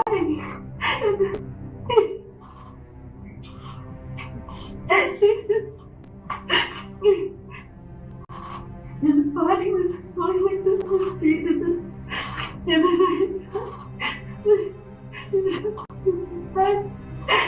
So what, was your husband like this? Did your husband say anything to him? No, I don't know, I think I was yelling no. I think he did the same thing. It just seemed quiet. That's all I remember are the shots. Several shots? Well, a lot of shots. 5, 6 maybe, I feel like. And he just kept going, and I couldn't stop it. Yeah, it seems like it. For her. Is it your husband's facial expression? Just like, oh my God. Crap. I was like, the shock, and then I saw the person. Ooh, I'm sorry. I was they had the dramatic music in the back. But I have said this on this channel before. I don't really like to judge people when they're in a traumatic experience, because there is no right way to actually react to something traumatic. that happens to you. But she is doing a lot of boo-hooing, and she's not really making full statements about what she saw. How did this person come up and shoot him, and where did he come from? Did he come from the side entrance door? Did he come through the front door? Did he wait until the garage door was open and he was at the car? Like, we can't really get to that because she's doing, a lot of panting and stuff like that. Now, I don't know if she's doing that to, make it more believable about how distraught she is that her husband has been shot. But I do find it very weird that this is somewhat a neighborhood that is not known for shootings or home like home break-ins and stick-ups and stuff like that. Like, your neighborhood is not known for this, and this happened in broad daylight, so it seems, right? It's so normally if it's a break-in and people, and this is a well lit area and stuff like that, people usually wait at night to do stuff like that. They don't do that during the day. So it's really giving me like a hit. Like, it was something that was planned, that was specifically for this individual. That's what I'm getting so far. And even though, like I said, even though the title, it kind of gives it away a little bit who is the culprit, this is still our chance to put on our thinking cap so we can understand and realize certain situations where we'll start to figure out who's involved and how much there are involved. But let's go on. Let's hear what else she has to say. And just dark eyes and coming toward me, and so I yelled no, and I had the dog, and I started to run, and he tackled me to the ground, and I stopped, ran, and I was getting my face. As part of the interview process, police would also ask for her permission to access her cell phone and examine her communications in an attempt to see if there were any pieces of information which could assist them. Jennifer readily agreed and gave the officers full access to it. In the coming days, she would give interviews to at least 2 different TV stations, pleading with the public to call the police with tips or information they may have that would help in discovering the murderer of Jamie Faith. It's been horrible, devastating. I teeter between completely heartbroken and completely devastated every day. I need that for closure. I need to make some sense out of this. I just hope that at some point, maybe this person can recognize the gravity of what they've done. He would give you the shirt off his back. I'm not supposed to be widowed at 48. Jamie was buried, and his parents somberly paid for the funeral expenses, and donations flowed in through a GoFundMe page set up by Jennifer to cover the family's expenses and long-term needs. Things began to quiet down in the community after the killing, but quietly, behind closed doors, the investigation had caught a break. And behind another unseen door, the perpetrators were beginning to make plans for the future. There was almost nothing of a suspicious nature found on Jennifer's phone. There were a couple of messages back and forth between Jamie and Jennifer as they talked about relationship troubles they were having, but nothing unusual that many other people aren't also experiencing, especially during the pandemic when everyone was in close quarters. There was one text message that Jennifer had sent that eventually came to light. It was to an old friend that lived states away from Jennifer. And in the text, Jennifer confided in her that she had reunited with an old high school flame named Darren online. She went on to tell her that the two were having a full-blown emotional, if not yet physical, affair. Investigators could tell from the message that the affair had started about 7 months prior to the killing. And yet, there was not a single text, voicemail, or email between the two on the phone, at least outwardly. There was, however, the name, address, and phone number for Darren Ruben Lopez, the old boyfriend. It wasn't much, but it was a lead that investigators had to follow up on. Darren, they found out, had a career in the United States Army, a Green Beret with the U.S. Special Forces. This gets on my nerves. Why? You know, I get annoyed every single time one of my military soldiers go out there and do something stupid like this. Like, Jesus, come on, man. Now this kind of make it even more sense about the whole plotting, the whole knowing how to get away, how he even attacked the dude. Oh, man. And she thought she was going to be safe too with the cell phone. So she deleted all her communications with this guy. And she also probably deleted any arguments and stuff that she probably had with her husband. Not knowing that they can subpoena your internet or your phone carrier up to 10 years. 10 years of all your information, all your messages that you deleted and all that stuff. Since everything is associated with the cloud nowadays, nothing is ever gone, right? But it just gets mad. I just get mad every single time. Every single time a military person come on, I'm like, come on, man, what is wrong with y'all? Oh, what is going on? Oh man. It's all right. It's all right. I retire soon. I retire in a couple more years and I am retired. Let's go on. Let's go on. And had spent several tours in Iraq. During his time there, he had suffered multiple injuries, including trauma to his head in a roadside IED attack that killed 19 of his fellow soldiers. He would receive the Purple Heart for his wounds, but would later have to retire from the military due to disabilities from his wounds and the post-traumatic stress disorder that the event left him with.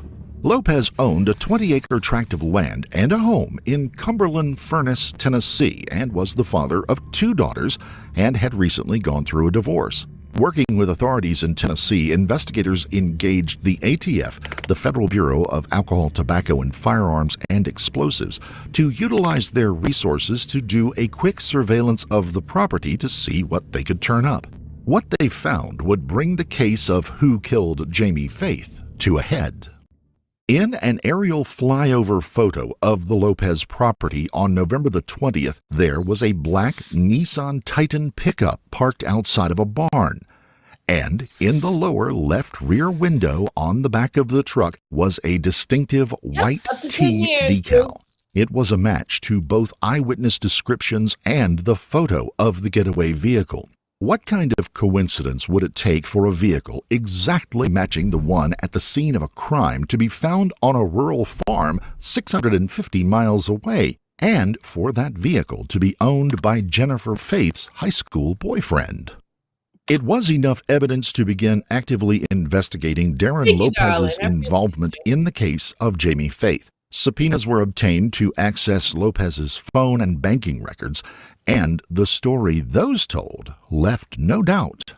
Records showed that on the day before the killing, Lopez had taken his truck in for a quick checkup and servicing. Immediately after that, he had headed down the road to Huck's gas station, filling up the tank, and he had gotten cash from an ATM there. Security cameras at the establishment would take a picture of him in the store wearing a blue surgical mask, just like the one the perpetrator had been seen wearing. Along the route from Cumberland Furnace, Tennessee to Dallas, Texas, Lopez's phone would leave a trail of cell tower pings like a long telltale trail of breadcrumbs. Really, Bruce? Investigators would spend hours looking through security camera footage from locations along the way.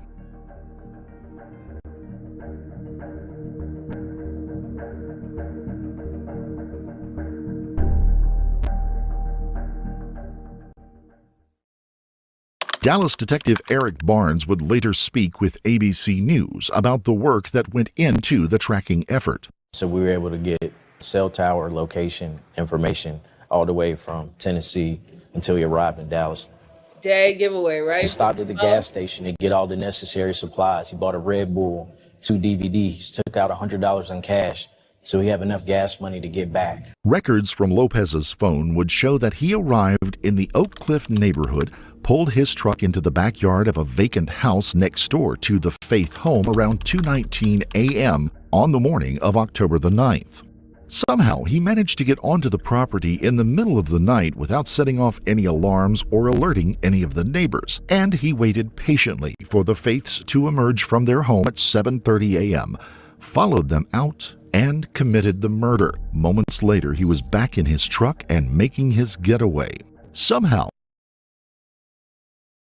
So y'all just saw what I saw, right? This is why she's going to get caught. Hands down, she's going to get caught in this.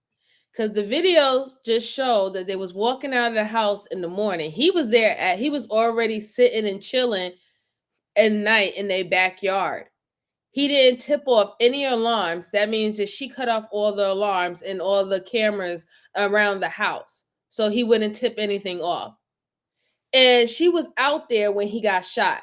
So if that's the case, if it was supposed to be some robbery that went wrong, why did they only shoot him? Why did they not shoot you? Why didn't you get shot? Why did he just shoot the guy and then run off in the vehicle? Nothing else was stolen. Nothing was taken out of your vehicle. Nothing else was missing. She's toast, right? Because now she's gonna have to explain, well, why didn't he kill you? You was an eyewitness. You was an eyewitness. You can identify him. You can identify his vehicle. Why didn't he take your life?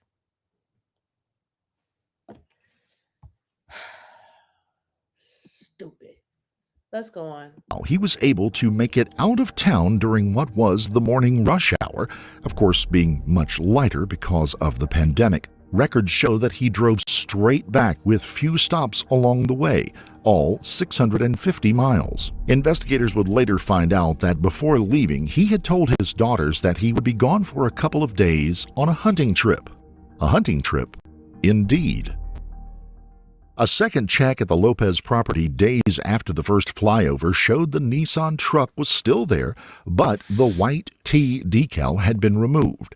Had Lopez somehow been alerted to the fact that the decal was a distinctive feature that the police were on the lookout for? Once again, it would have been too big of a coincidence to consider that he just decided to remove it right after the incident. And police had a very good idea not just why he had removed it, but also who had suggested it. It would be on January the 11th, 2021, a month and a half later, that law enforcement and federal agents would pull Darren Lopez over in a traffic stop and arrest him away from his home. He would be brought in on federal firearms charges and for a murder charge originating from the state of Texas for the slaying of Jamie Faith. While Dallas officers were coordinating their long-distance efforts with those in Tennessee, there was another coordinated effort going on in their own city as part of this case. In an effort to cut off any chances of Lopez getting out a warning call or text, police brought in Jennifer Faith for further questioning. Had Lopez acted alone and had murderously stalked Jamie in an attempt to get back with Jennifer? Had he been clearing away a rival for her affections? Police needed to know not just his level of involvement, but also Jennifer's. What they found would surprise them as to the breadth and depth of the affair the two suspects had built in just a few short months over a great distance, never having come into physical contact. They once again requested to look at the phone and its contents. She agreed, and this time they had been able to get Lopez's permission to search his phone as well. What they found between the two of them didn't match up. Jennifer's was nearly blank when it came to communications with Darren. Darren's phone would tell a completely different story. While police knew they had their gunman, they had to see what input Jennifer had in the situation. She wasn't talking, and they gave her very little information, if any, about the arrest of Darren. Darren, in turn, refused to turn on Jennifer and implicate her in the crime. He would later be accused of seeing himself as a white knight, loyal and faithful to the woman he loved, even looking down the barrel of a Texas murder trial death sentence. He was held on charges stemming from the interstate effort to commit murder and the murder charge itself in Texas. He was held on a $1 million bond. Hi, Tammy. How are Darren you? did not give Shout out her to up, both even of under us. the How weight you of doing, those Tammy? charges. His own texts and communications, however, did. In Darren's phone was a text Jennifer had sent him on December the 3rd. It read, "So I woke up in a little bit of a panic. Something is eating away at me, telling me you need to take the sticker out of the back window of your truck." 30 minutes later, Darren texted back, "I don't want to take it off all at once. The girls would notice that, but I have been working on it."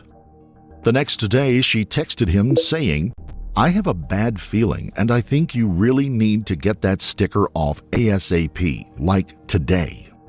He shot back a quick text later, "Sticker done." Her reply followed with, "Yay, thank you, I feel so much better." It may not have been the actual smoking gun they were looking for, but it showed that there could be no question anymore. Darren Lopez had not acted purely on his own. A search of Darren's home done under a search warrant did, however, turn up a .45 caliber Sig Sauer handgun that the crime lab was able to match to the shell casings found at the scene of the murder. Tiny traces of Jamie's blood were also found on the gun itself. There could be little doubt that this was the murder weapon. Ownership of the handgun was also not in question. It had been found in a soft-cover case, obviously marked as owned by Darren. Digging further back into Darren's phone records, they came across another text from Jennifer. This one dated just 2 days before the killing. "Don't text me Monday. I'm going to factory reset my phone on Sunday night after deleting texts." Jennifer Faith was brought back in on February the 24th and placed under arrest. She would be charged at first with obstruction, but what... So, Mary said, "Is somebody tipping her off?" No, I think that she's just doing her research and she's figuring if you do a factory reset, they can't get nothing from the phone. But like I said, they don't have to really use the phone. If her Google account or AOL account or whatever account that she's using is associated with her carrier in her phone, all should they have to do is just go to the actual carrier and they can get a whole list of any messages or any emails that have been deleted. But she's thinking just the phone itself. If you do a factory reset, they cannot pull up those particular messages, those particular photos, and everything that is stored in the actual internal storage of the phone. And that's why she thinks that she's cleared on her end. But that's a good question, Mary. You would think that she is being tipped off or someone is giving her advice. It seemed like she was very adamant about him removing a particular sticker off his vehicle because that's identifiable and she wanted him to get rid of it. But I'm glad that they did ask to look at his phone because it seemed like he didn't erase anything off his phone, which I feel that's kind of dumb, you being like the military person and whatever. But here we go. Okay, no problem, Flower. No problem. Geez, these people are stupid. Yes, exactly. Miss Jalen said there's a lot of going on with this case. It is. There's a lot going on. It's in the cloud, right? Yeah, it would be in the cloud. Absolutely.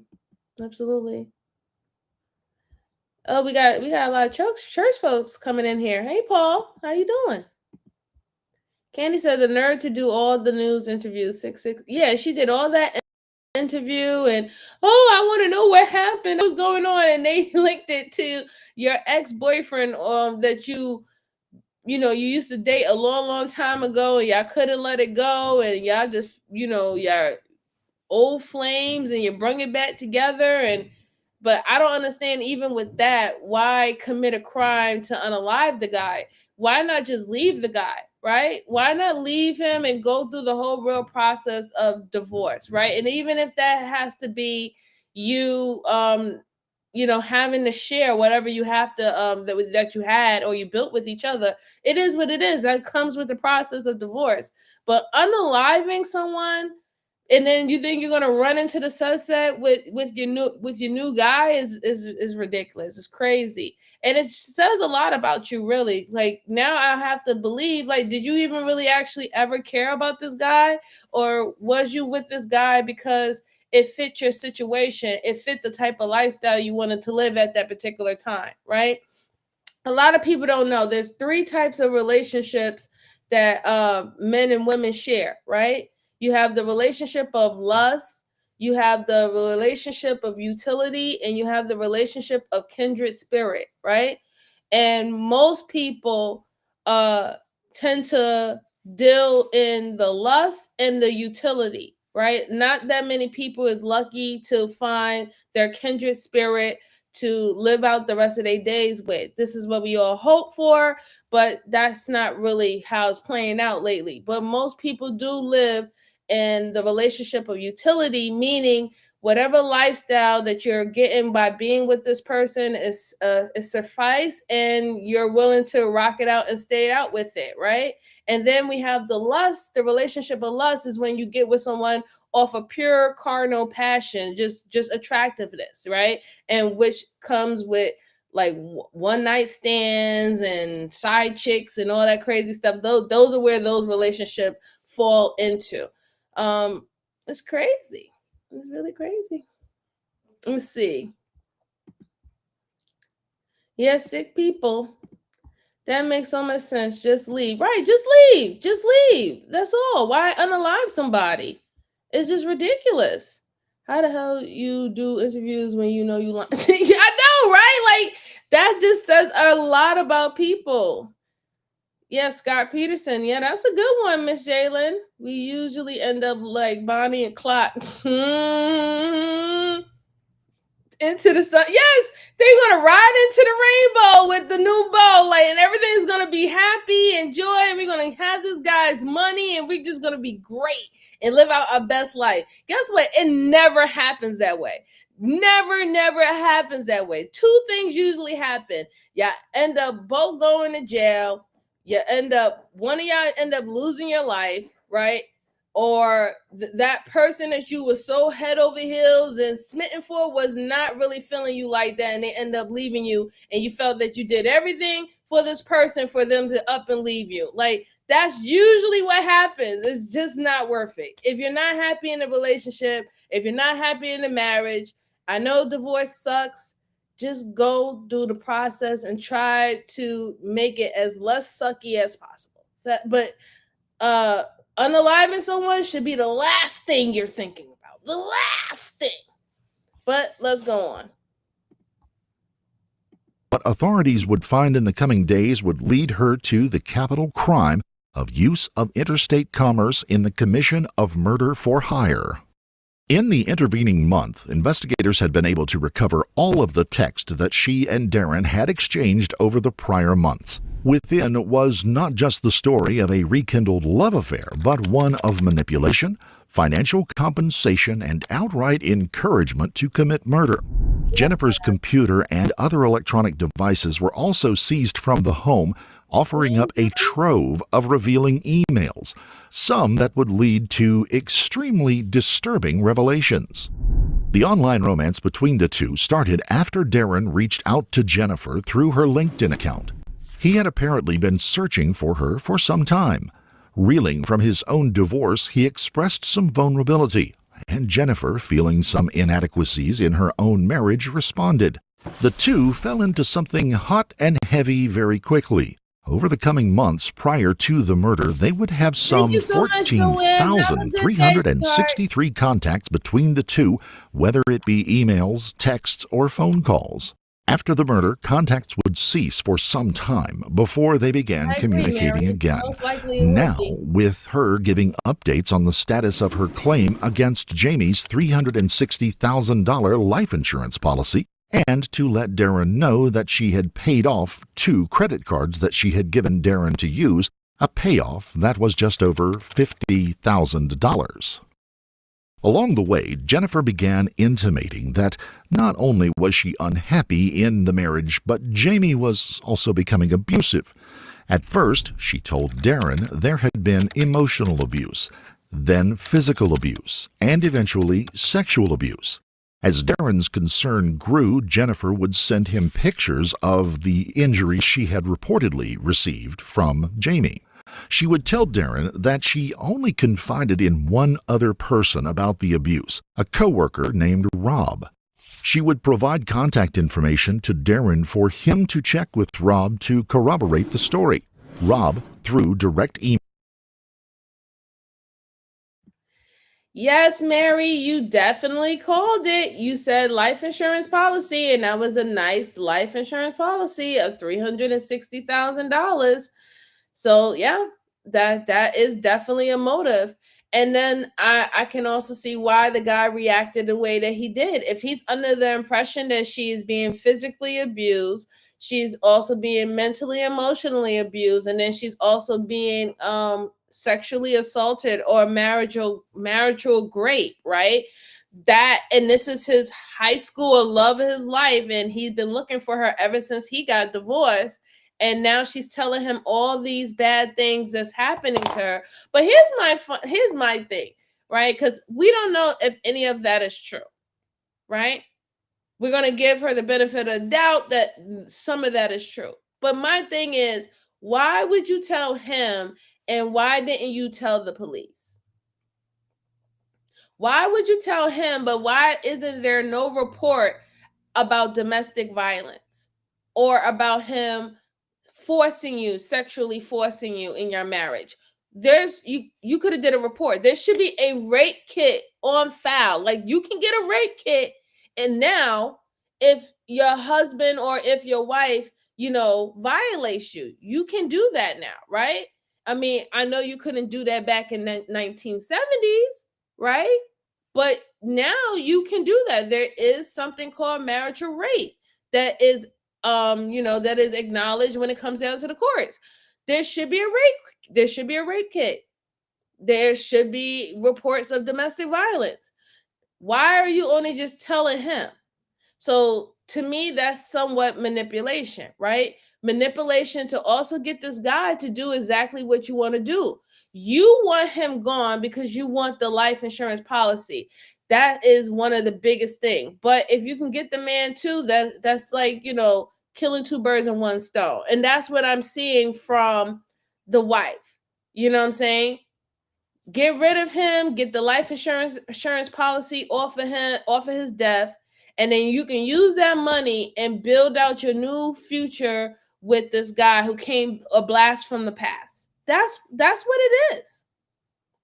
That's clearly what it is. It's really sad if you really think about it, because to be plotting on people like that, like, and here's one thing, because I always preach to people to get life insurance, right? I always preach that too. Like, you should have life insurance, especially at a certain age, especially in the world that we live today, the society that we live today. Ain't nobody supposed to be walking around here without any life insurance, right? But it's so bad now that you have to think about, if you connect or you join yourself with someone, that if people are joining you to take you out for your life insurance policy, like, that is crazy. Like, you have to have that in the back of your mind. You know what I'm saying? Like what have we become, like, at this point? You know what I'm saying? Like, people are literally sitting up there plotting, like, you know what, I need to just go ahead and just poison dude, or I need to just go ahead and just, like, get her hit by a car or something like that. We need to just collect that life insurance policy, and I can go live my best life. I can go get a new car. I can go get a new whip. I go get a new house. Like, that's just sad, man. It really is, because we do need life insurance policy, because so many things can happen, and when we least expect it, and it's just something that is a cushioning, and to also help that your family don't live on with a debt, you know what I'm saying, because you're gone and stuff like that. You don't want to put your family in debt. You want them to actually, if anything, they might have a little something that can help them, off of your tragedy of you not being there, right? Because at the end of the day, you're more valuable than the money. So to me, it's never a win if you lose someone who is valuable. You know what I'm saying? But to be plotting to be like, yo, that person got like a $1 million life insurance policy. Let me see if they need to change the brakes on that car. That is very wicked. Wicked thinking. Anyway, let's go on. And it seemed like they don't even have no kids either. So that's kind of I mean, for their age, it's kind of weird that this married couple don't have any kids, or they haven't said that they had any kids. So that's interesting. Let's go on. Emails and chats with Darren would tell him that he had seen the evidence and had told her she needed to leave, only to hear that she wouldn't because of her family. And then Darren began receiving emails from Jamie. The emails told him that he knew about the affair and that if Darren didn't get out of the picture, the abuse would not just continue, but it would get worse. Darren would move away after these, but Jennifer would contact him again and the two would rekindle it, now with more of a conspiratorial feel to the affair. Investigators then stumbled across something that changed how they looked at the entire situation. Rob did not exist outside of that relationship, and the emails from Jamie didn't come from Jamie. Both had come from dummy accounts set up by Jennifer Faith on her own computer. She was playing all three roles in the drama that Darren was involved in. And Darren had no idea when the investigators informed him of it. He denied that it could have happened that way. He knew she was his true love. They showed him the evidence. And then they showed him that not only had she faked the accounts of the two men, but she had also faked the signs of abuse as well. Darren was confounded by the information. Had he been duped the entire time? Had he been a pawn in some scheme? He was left to wonder, and his attorneys would latch onto that possibility as they prepared his defense in the coming court case. Jennifer's attorney spoke with the local news media after her arrest. Well, obviously, there's a whole lot of text messages. There's thousands of them, so we need to get a complete picture. Obviously, we believe we have a defense. I'm sure there's some deletions. A lot of people delete text messages, and I know there's a lot, as I mentioned earlier, of not deleted, where she admits talking to her husband about her feelings, about her actions are not consistent with someone planning. That is so wicked. She literally faked the whole entire thing. She faked the injuries to get him to react in that way. But see, that's what I'm saying. This is why, again, even though she manipulated him, and we all play the fool at one point, right? We all take an L and we all play the fool at one point of time in our lives. It should never have gotten to the point where this woman could have manipulated you to unalive her husband. Like, especially with your background, sir, there should have been no reason why she was able to manipulate you to unalive her husband in that way, when clear as day, she could have went to the police, clear as day, she could have filed reports, clear as day, she could have gotten divorced. You know, like, it's really unfortunate that you allow yourself to be, manipulated in that way. But the funny thing about it is, even though I know that's what his defense is going to lead with, that it was a crime, that he thought that the love of his life was in danger, her life was in danger, and he felt that he wasn't going to let her go.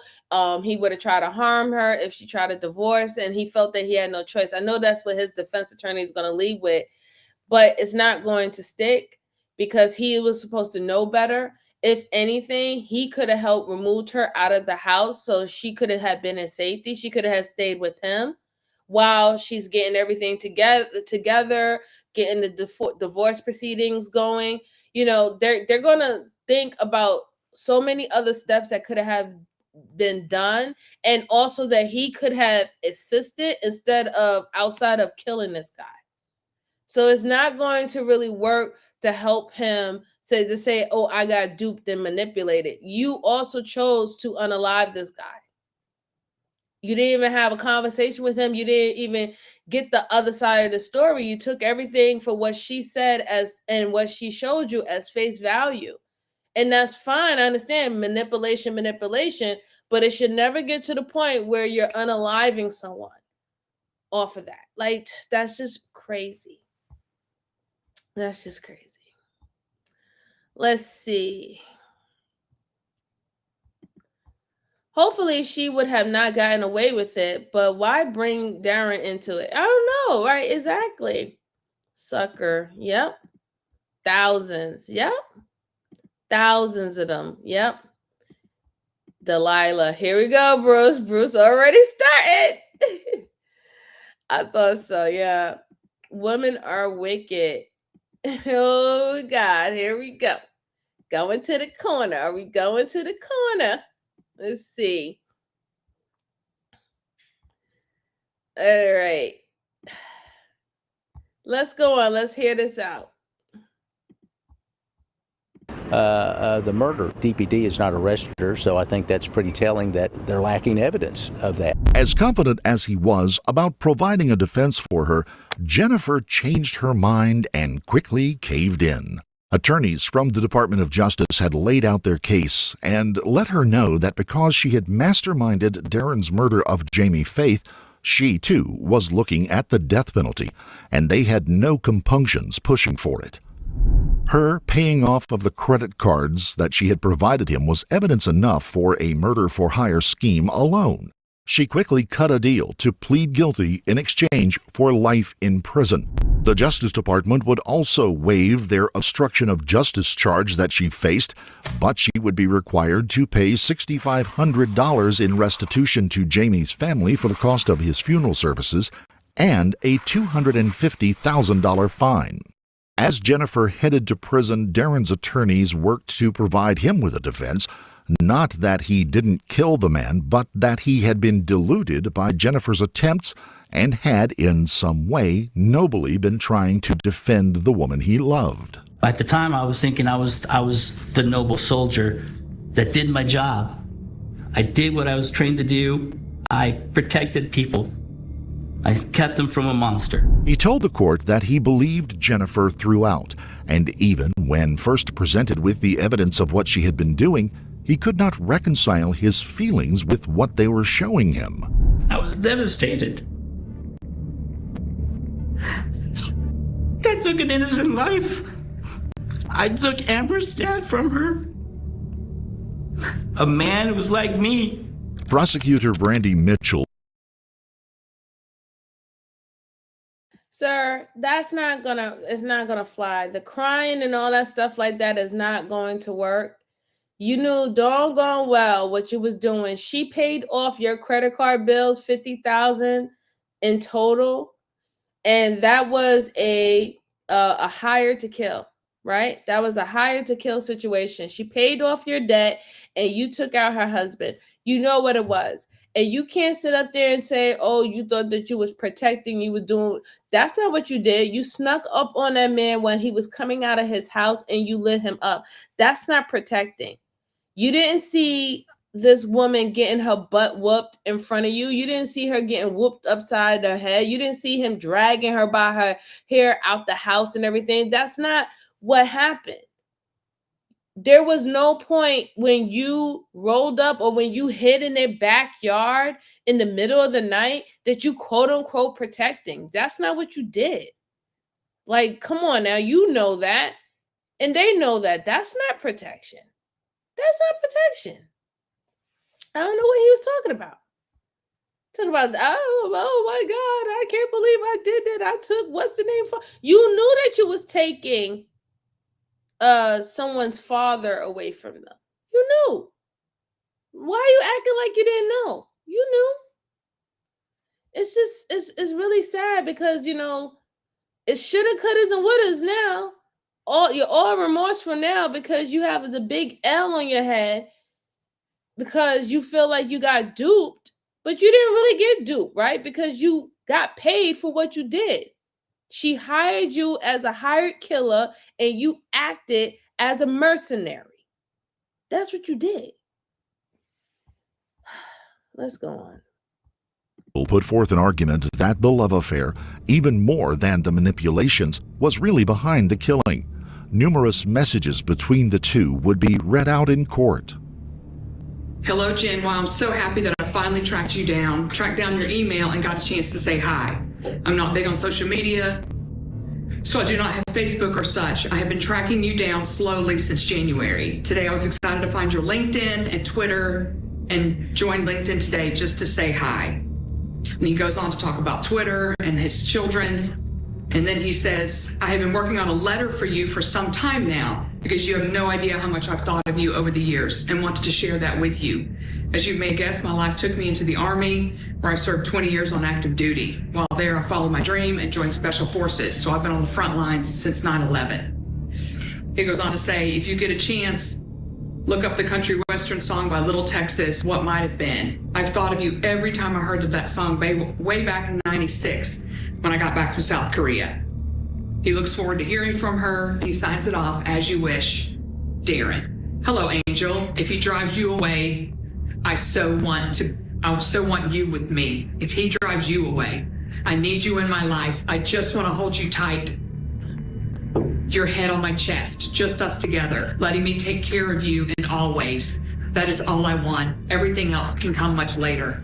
Let us just be like we were on the bus through Europe. I loved those rides with you. Just want you close and safe in my arms. That's what I really want from you now. Always with you, your soulmate, as you wish, D.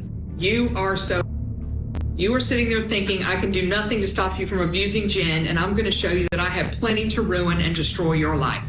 What you don't know, and I'm not sure if Jen even recalls this, but you had her so up after you started abusing her and having her. It was easy for me to convince her to take pictures of her injury and send them to me. So I have graphic photographic evidence of all the abuse that she has sustained from you. I have enclosed one pic to prove to you that I have them, and I have many more to send along to the authorities. Putting these pics alongside the very graphic texts and emails you sent shows a very clear picture of domestic abuse she has sustained. The question would then be put to Darren as to whether he ever thought to question what she had told him. This whole time you are talking to Rob or you're talking to Jennifer, but never are the three of you talking together. Not on the same chat, no. Never. That didn't seem strange to you? Hey, Rob, you know what? We better get on this phone with Jen right now. Maybe you and I could convince her together. Nope, never did that? Darren's defense attorney, Juan Sanchez, would try to imply that the stressors Jennifer had put on the man had triggered his PTSD and preyed on his need to protect those he loved. A specialist in such matters would be brought into the court to testify. It became the center of his being, and it was, as he had said, is a mission, survival mission, eliminate the threat. And that perception of threat is impaired in this case. In the end, Darren Lopez was found guilty of the murder of Jamie Faith. It was obvious that in a fit of passion long stoked and built by Jennifer Faith, Darren had chosen to make the long drive to Dallas and kill an innocent and unsuspecting man. He would be sentenced to serve 62 years for the crime. He and the woman he loved would be headed for the same fate, but in the end would never, ever be together. If you found this case compelling, don't forget to like the video. Comment down below your take on it, and please subscribe.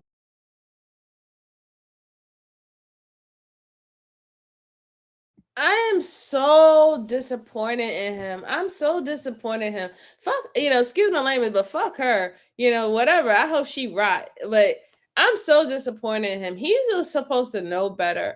But I truly believe that he did do it because he did love her. And I also, he was in a bind and she got him out of the bind. She paid for his, his credit card debt. So he was a dad. He was a divorced dad. He was struggling. He had $50,000 worth of credit card debt, and she had the money to pay it off. And also, talking sweet nothings and stuff like that. And everything just seemed like a good idea for him. But now he realized it wasn't a good idea. And even though she gave him everything that he needed for him to motivate him to do this, he has to admit it to himself that deep down inside, he wanted to get him out of the way too. And that's why he was, that's why he wasn't reluctant. Like, he didn't show that he was reluctant into doing anything. He didn't really question anything. It was a good thing that the attorney said to him, at any given time, she shows you the bruises. Apparently you was having messages with her husband and then messages with her separately. Why haven't y'all all got on the phone with each other and talked this out? Or at one point, man to man, say, listen, this is what's going on. I know what's going on. And here's what's going to happen.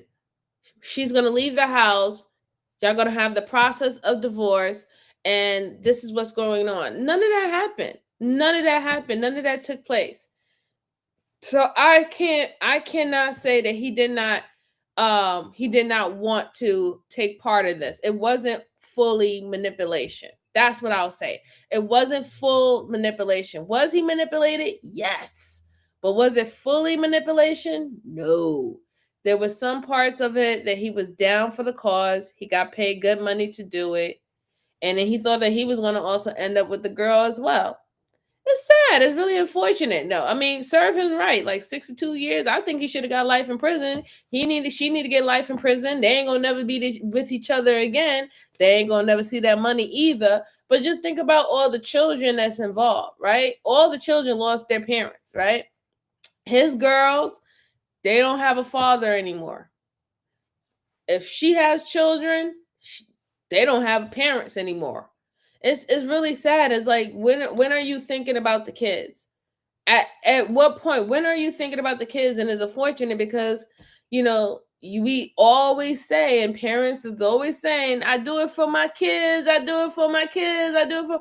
But then when you start to really look and do a deep dive on people's actions and things that they do, it don't have nothing to do about family. It don't have nothing to do about kids. It really is a self-serving situation. It's a very self-serving situation. Well, guys, that was the third case. I did have one more, but I am kind of getting tired right now, and I need to spend some time with my honey bunny before we head to bed. But I want to appreciate all you folks for coming to rock out with me on this Sunday. I really, truly appreciate you guys. You don't know how much I appreciate you. I understand that y'all are busy folks. Y'all are busy working folks. And any little time that y'all are able to spend with me is truly a blessing. Just make sure you're hitting the like button for me. It helps the channel. Even if you hit the down button, it still helps the channel. Share this out to anyone who likes these immersive type of conversation and going over and reviewing these old cases. Shout out to Beyond Evil, Red Tree Stories, and Stay Awoke. Those are my favorite video essayist channels to get these type of cases for us guys to review. I love how they do their breakdown in their videos. And I will be back tomorrow because, guys, I took a little vacay, right? So you're going to be seeing me for a couple of more days more frequently until I have to go off into the wind again. So stay tuned tomorrow. I'll have the notification for you guys. And as always, I enjoy. Oh, yes. I can't wait. Retirement on the way.